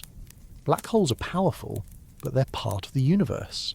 They don't escape its rules. They follow the same expansion. They obey the same limits. And in the end, they exist within a system that is bigger, faster, and more complex than gravity alone. Black holes are often described as destroyers, places where things go and never return, where structure, information, and even light disappear. But if they only erased, they wouldn't tell us much. And yet they do. Over and over again we see signs, evidence left behind not by what went in, but by the effect of its going. The most obvious legacy of a black hole is gravitational. Mass doesn't vanish, it changes form. And when something becomes part of a black hole, that mass still curves the space around it. The black hole keeps growing, and that growth affects its surroundings. Stars orbit differently. Gas settles in new patterns. The galaxy feels the change. We can detect this. We can measure the motion of stars near the centre of galaxies and infer the mass they're orbiting. In the Milky Way, for example, a group of stars near the centre follow tight, fast paths. They curve sharply around an invisible point. We've mapped these paths for decades, and they leave no doubt. Something massive, something compact, is there. We call it Sagittarius A. We can't see it, but its influence is obvious. That influence is one kind of trace, a record of what the black hole contains, not directly but gravitationally. And gravity doesn't fade quickly. It shapes the galaxy long after the black hole has stopped growing. Another legacy is light, or more precisely the absence of it. Black holes don't emit light, but the things falling into them often do, before they cross the horizon. Accretion disks can glow with X-rays and other high-energy radiation. Jets can fire particles across vast distances. When these signals stop, or when they change suddenly, they leave behind a kind of silence, a gap. And in that gap we find the edge of something invisible. We also see echoes, Not sound, but reprocessed light. A star gets disrupted, a flare appears, that light bounces off nearby gas or dust. It travels at different angles and times. We detect those echoes years later, like ripples in a pond after the stone has sunk. They don't tell us what the black hole is now, they tell us what happened before, and from those traces we build a timeline. But the legacies aren't just distant or faint. Some are structural. Galaxy cores can be reshaped by black hole activity. Whole clusters of stars might be missing from the central region, a sign that black holes have merged, interacted, and flung material outward. These effects persist for millions of years. They change the structure of galaxies. They sculpt emptiness. In other cases, black holes leave behind movement, recoil. When two black holes merge, the resulting object can receive a kick, a push from the asymmetry of gravitational wave emission. That motion continues. It doesn't stop. The black hole carries its history with it in velocity. If it's fast enough, it might move away from the centre. If it's extreme, it might leave the galaxy altogether. There are even cases where black holes leave behind light indirectly, through their influence on nearby systems. A passing black hole might disturb a star system, sending one star inward and the other outward at extreme speed. We've detected stars moving faster than anything else in the galaxy, so-called hypervelocity stars. Their trajectories suggest an interaction with something massive, dark and compact, something like a black hole. And then there's the deepest kind of legacy, the question of information. When a black hole forms, it inherits the mass, spin and charge of everything that fell in. But it doesn't preserve the details, at least not in any way we can detect. If a black hole swallows a star, the structure of that star is gone. Its layers, its fusion state, its history. None of that leaves a mark. Only the final totals, the summed values. This is the foundation of the black hole information paradox. If the universe is truly governed by reversible laws, where information is never destroyed, only transformed, then black holes seem to violate that. They erase the differences between things, and if they eventually evaporate, as Hawking radiation predicts, what's left?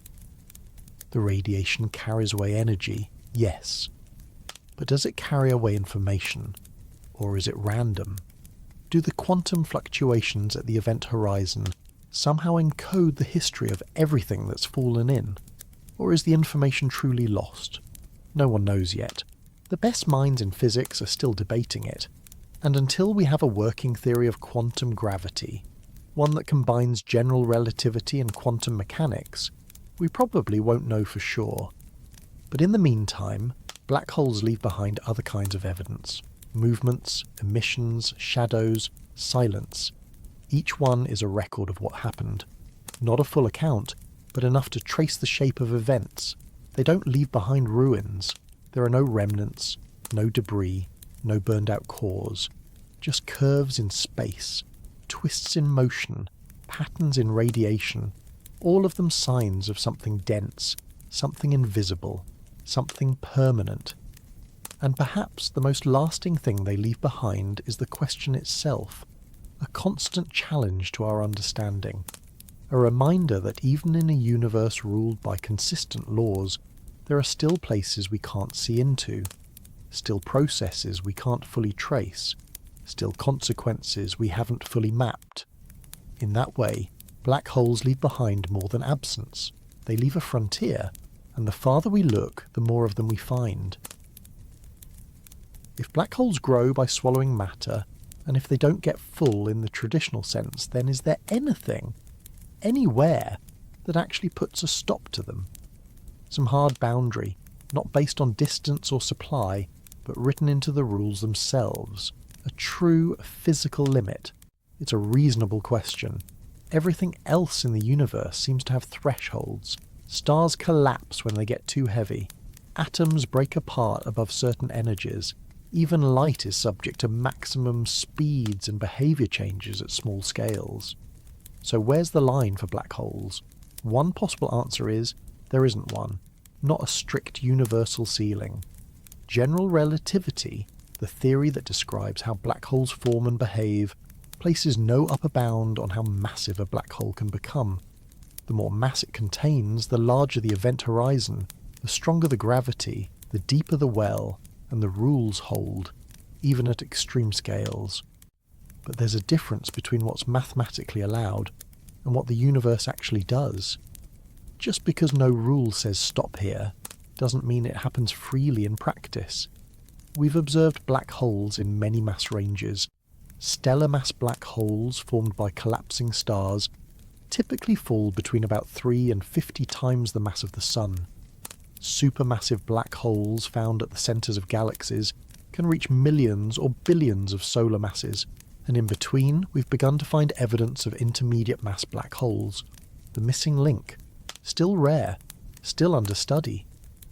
But even the biggest black holes we've seen, so far topping out around 60 billion solar masses, don't represent a fundamental boundary.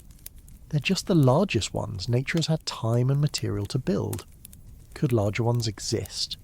The math says yes, but the conditions needed to form them might be rare, or might not occur at all. There are a few ideas about how physics might eventually step in. One is based on accretion. As a black hole grows, its feeding becomes more disruptive. Radiation from infalling material pushes away gas. Jets can eject matter across galaxies. At a certain point, this feedback might self-regulate the process. The black hole gets big enough to limit its own fuel supply, simply by how violently it reshapes its environment. That's not a hard cap, it's a practical one. The physics still allows more growth, but the system becomes less efficient. Galaxies stabilize, material gets pushed too far away to fall in, and so the black hole grows more slowly, or stops entirely. Another possibility comes from the structure of galaxies themselves. Observations suggest a rough relationship between the mass of a central black hole and the mass of the galaxy around it, specifically the bulge of stars at the centre. It's not a perfect rule, but the correlation holds across many systems. That may point to a co-evolution process. Black holes and galaxies grow together, and one limits the other. If so, then there's an indirect limit, not because of what black holes are, but because of what galaxies become. And then there are more speculative ideas, rooted in physics we don't fully understand. Some theories suggest that black holes aren't entirely classical, that deep inside, near the singularity, quantum effects become important. If so, then extremely massive black holes might undergo internal changes, shifts in structure, states we don't yet have the math to describe. In that view, the limit wouldn't come from space getting too curved, but from the breakdown of the assumptions we've used to describe it. Still others look at entropy. Black holes have entropy, a measure of disorder, or the number of possible internal states. The more massive the black hole, the more entropy it contains. This is tied to the area of the event horizon. As mass increases, the surface area grows, and so does the entropy. There's no known ceiling for that, but at extreme scales, it might tell us something about information storage, or the total capacity for encoding the past. But even these considerations don't set a firm, observable limit. They don't say, beyond this, black holes can't exist. They only suggest that something unusual might happen if one were to grow large enough.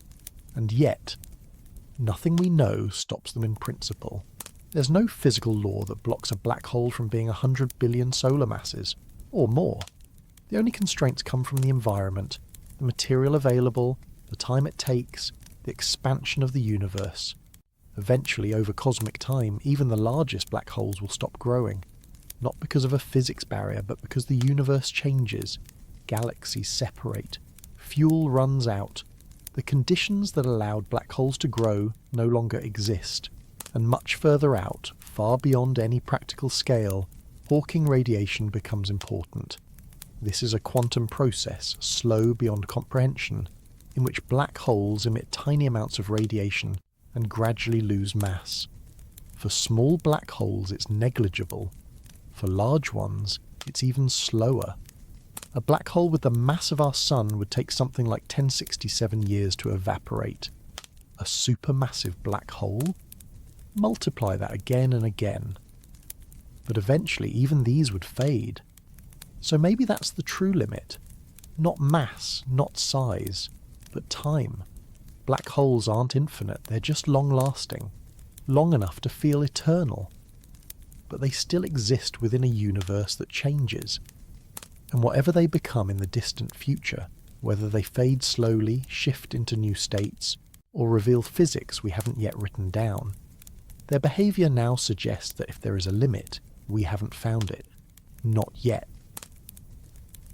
Nothing we've observed suggests that black holes vanish suddenly. They don't flicker out like failed stars. They don't collapse into something smaller.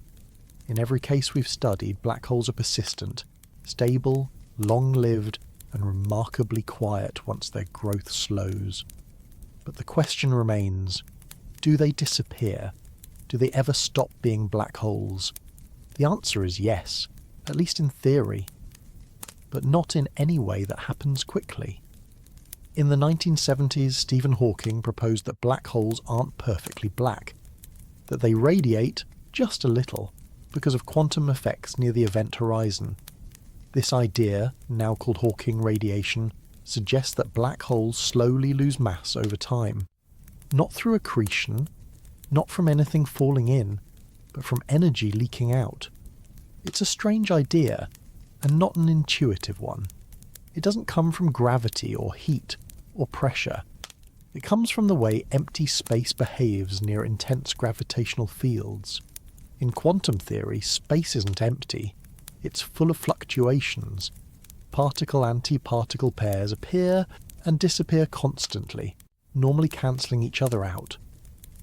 But near a black hole's event horizon, these pairs can become separated. One falls in and the other escapes. From the outside, it looks like the black hole has emitted a particle. It has lost a little energy, a little mass. This loss is incredibly slow. For a black hole with the mass of a star, the radiation is so faint that it's practically zero on any observable timescale. The cosmic microwave background, the leftover glow of the Big Bang, is still warmer than the Hawking radiation such a black hole would produce.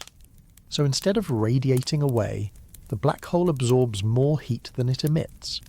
But as the universe cools and as time stretches forward far beyond stars and galaxies, that balance shifts. Eventually the background radiation drops below the temperature of the black hole, and from that moment on, the black hole begins to lose mass faster than it gains it. Still, this isn't fast. A stellar mass black hole might take 1067 years to evaporate. That's a 1 with 67 zeros. A supermassive black hole, millions or billions of times heavier, would take vastly longer. Trillions of trillions of trillions of years. We're talking about timescales that stretch far beyond the current age of the universe, which is just 13.8 billion years by comparison. During this evaporation, the black hole doesn't shrink like a balloon. It remains gravitationally intense, even as its mass slowly decreases. The process accelerates near the end. As the mass drops, the temperature rises. The radiation becomes more energetic. In the final moments, if the theory holds, the black hole disappears in a brief flash, a final release of energy. We've never observed this. It's far too slow, far too faint, and far too distant in the future, but the math supports it. If quantum mechanics and general relativity both apply, then black holes don't last forever. They age, they radiate, and they go. Some physicists have questioned this picture. They've asked whether black holes really disappear entirely, or whether something remains, a core, a remnant, a new kind of particle or structure too small to detect. We don't know. There's no experiment we can run yet that reaches far enough, waits long enough, or sees clearly enough to find out. Other theories suggest that the radiation itself contains information, that nothing is truly lost. But if that's true, it would mean the process of disappearance isn't as simple as mass turning into heat. It would mean the black hole slowly, subtly, encodes everything it swallowed into the radiation it emits. Not in a way we can easily read. but in a way that preserves the rules of physics?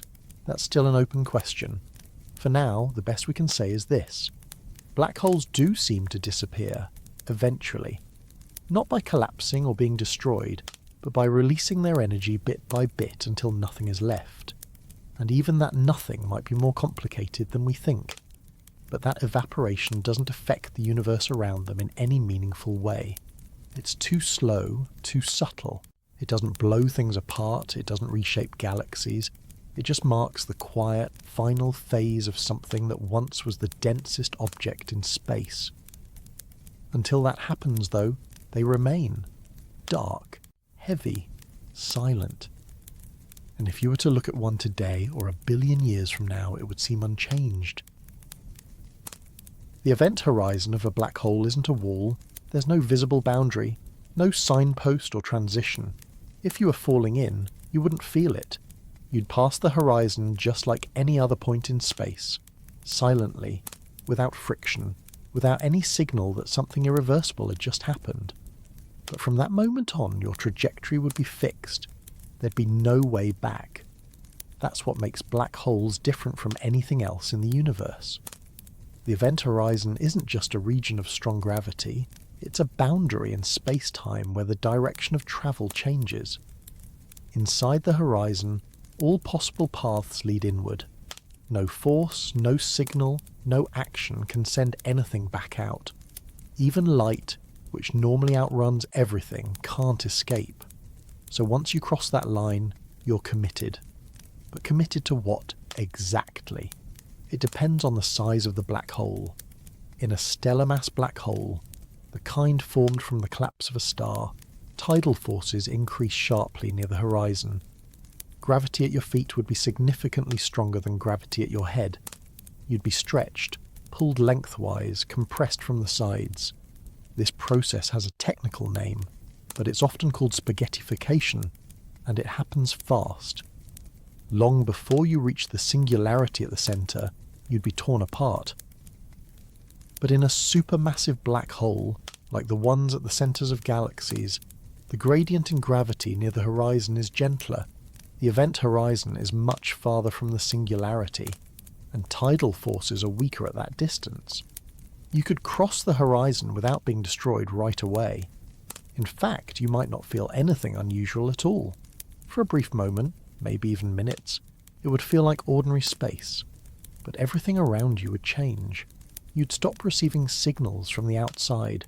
Light from the universe beyond the horizon would be redshifted, stretched into longer wavelengths, until it faded entirely. Space itself would feel distorted, not visually but structurally. Directions that once led outward would now curve inward. Your motion, your momentum, would guide you toward the centre, and you wouldn't be able to change that. From your point of view, time would move normally.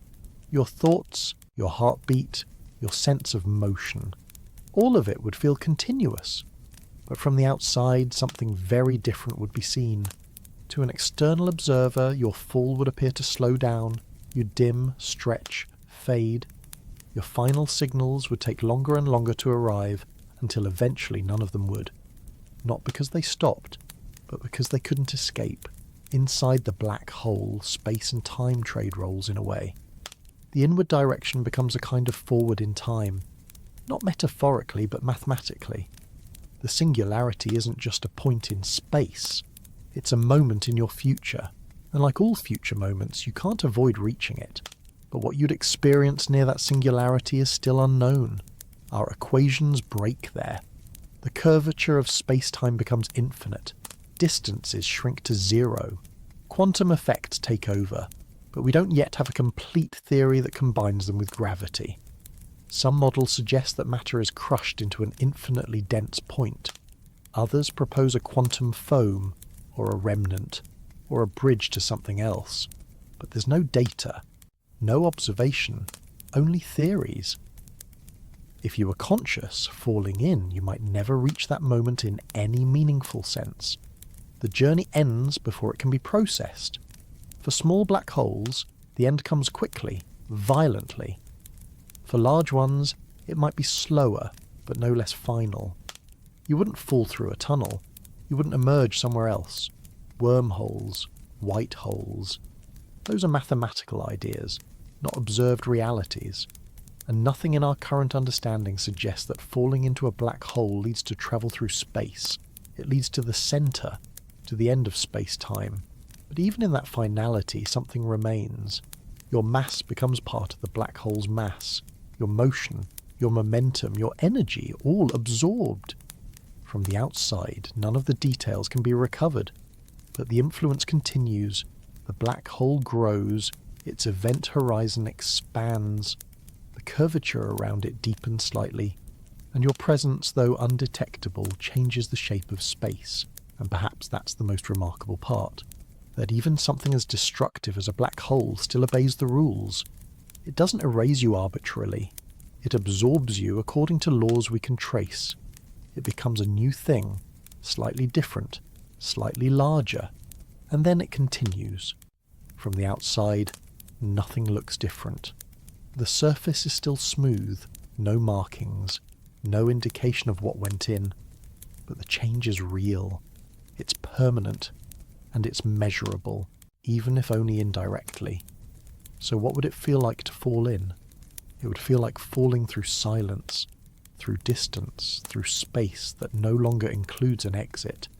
And yet, it's still part of the universe, even in its isolation, even in its finality. If black holes are the strongest gravitational objects in the universe, why don't they dominate it completely?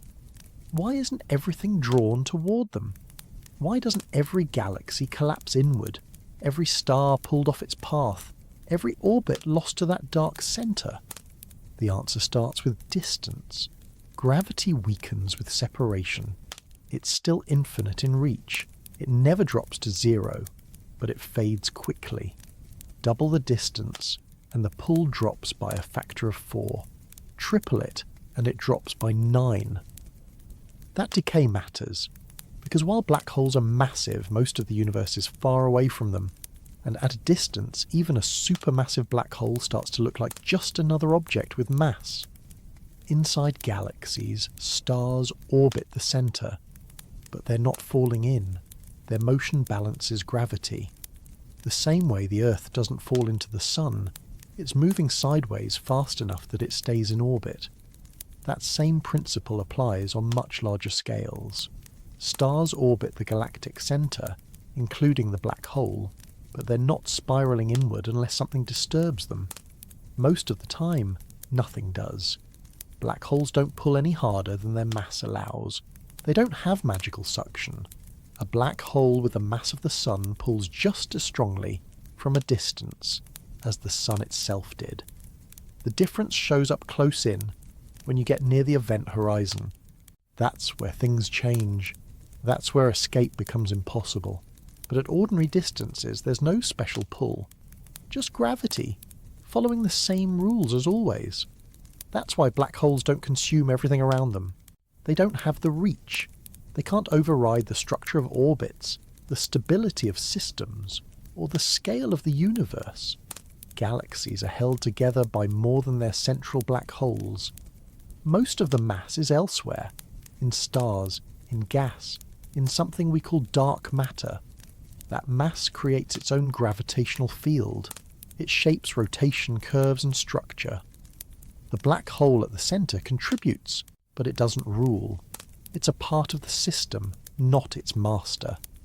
Even in galaxy clusters where thousands of galaxies interact, the dominant forces aren't black holes. They're the mutual pull of all the mass, visible and invisible, plus the motion of galaxies themselves. Black holes influence their local environments, yes, but those environments are small compared to the scale of the cluster, or the universe. And there's another factor, cosmic expansion. On the larger scales, gravity isn't the only force shaping motion. The universe is expanding. That expansion stretches space itself. It increases the distance between galaxies, not by pushing them through space, but by changing the fabric of space between them. And that change is accelerating. Black holes can't stop it. They're gravitationally bound to their local structures, but they don't push back against the universe's expansion. Once a region of space moves beyond their reach, that's it. There's no pull strong enough to reclaim it, so they don't take over, not because they're weak, but because the universe is large, active, and in motion. Everything has inertia, everything has momentum, and black holes, for all their strength, obey the same rules.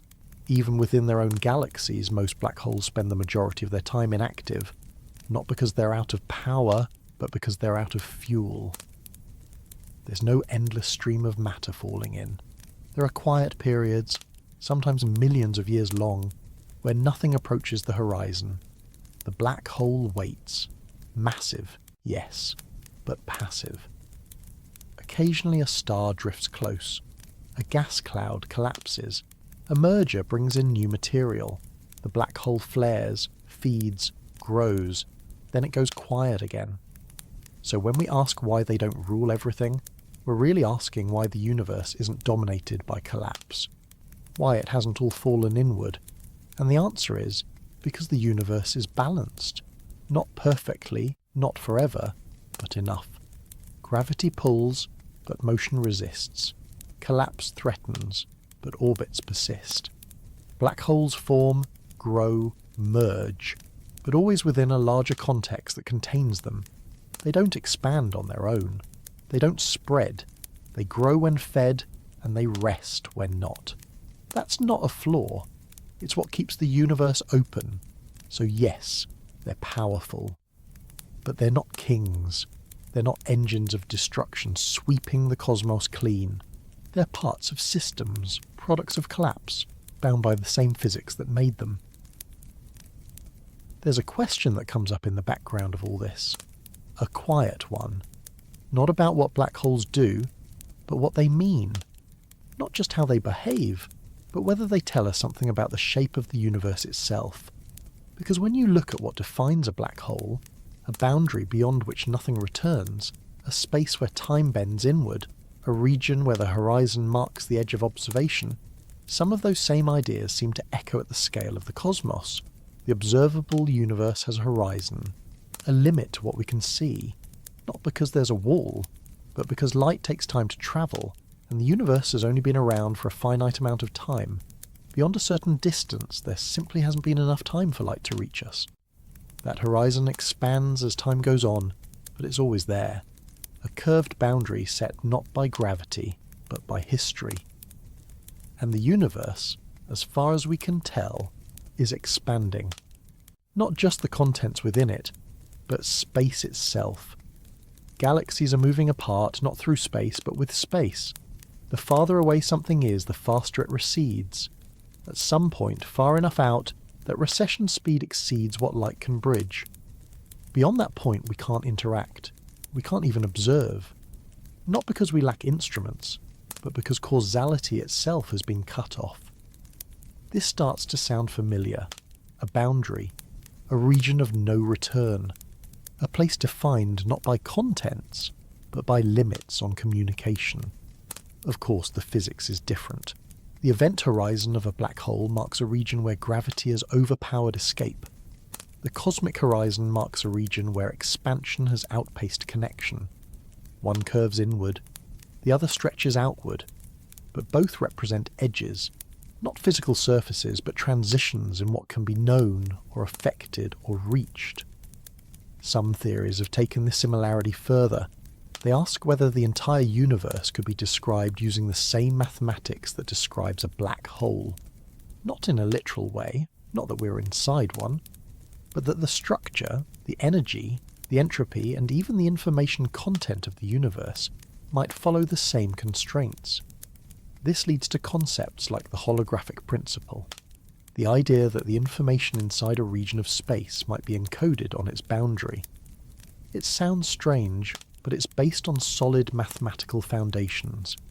It suggests that the universe might, in some deep way, behave more like a surface than a volume. That what happens inside is a projection of the physics at the edge. And if that's true, then black holes aren't just oddities. They're clues. They're where these deep relationships between space, time, and information show themselves most clearly. Because when something crosses a black hole's horizon, we lose sight of the details. But the total effect, the mass, the spin, the charge, remains. The horizon keeps the tally. And that counting is what gives rise to some of the most powerful insights in modern physics. It suggests that horizons matter, that what we can't see still changes what is, that the limits of observation aren't just practical, they're fundamental. And in that sense, the universe itself may be more like a black hole than we thought. Not a trap, not an ending, but a region defined by relationships, between energy and curvature, between motion and limit, between past and possible. We don't know how far that idea goes. We don't know if the comparison holds at every level, but we do know that the quiet edge of a black hole, the event horizon, contains more than just a boundary. It contains information, history, entropy, geometry. And that might be true for the universe as a whole. In the end, the black hole is not just a curiosity, it's a kind of mirror. It shows us what space does under pressure, what time does under collapse, what matter does when it has no more room to fall. And it shows us that even in silence, even in darkness, there are rules, there is structure, there is something to learn. So wherever you are, drifting off, lying still, or just letting your mind wander, thank you for spending this time with Science for Sleep. There's always more to explore, more to ask, and plenty to leave unanswered, at least for now. Until next time, rest easy and sleep well.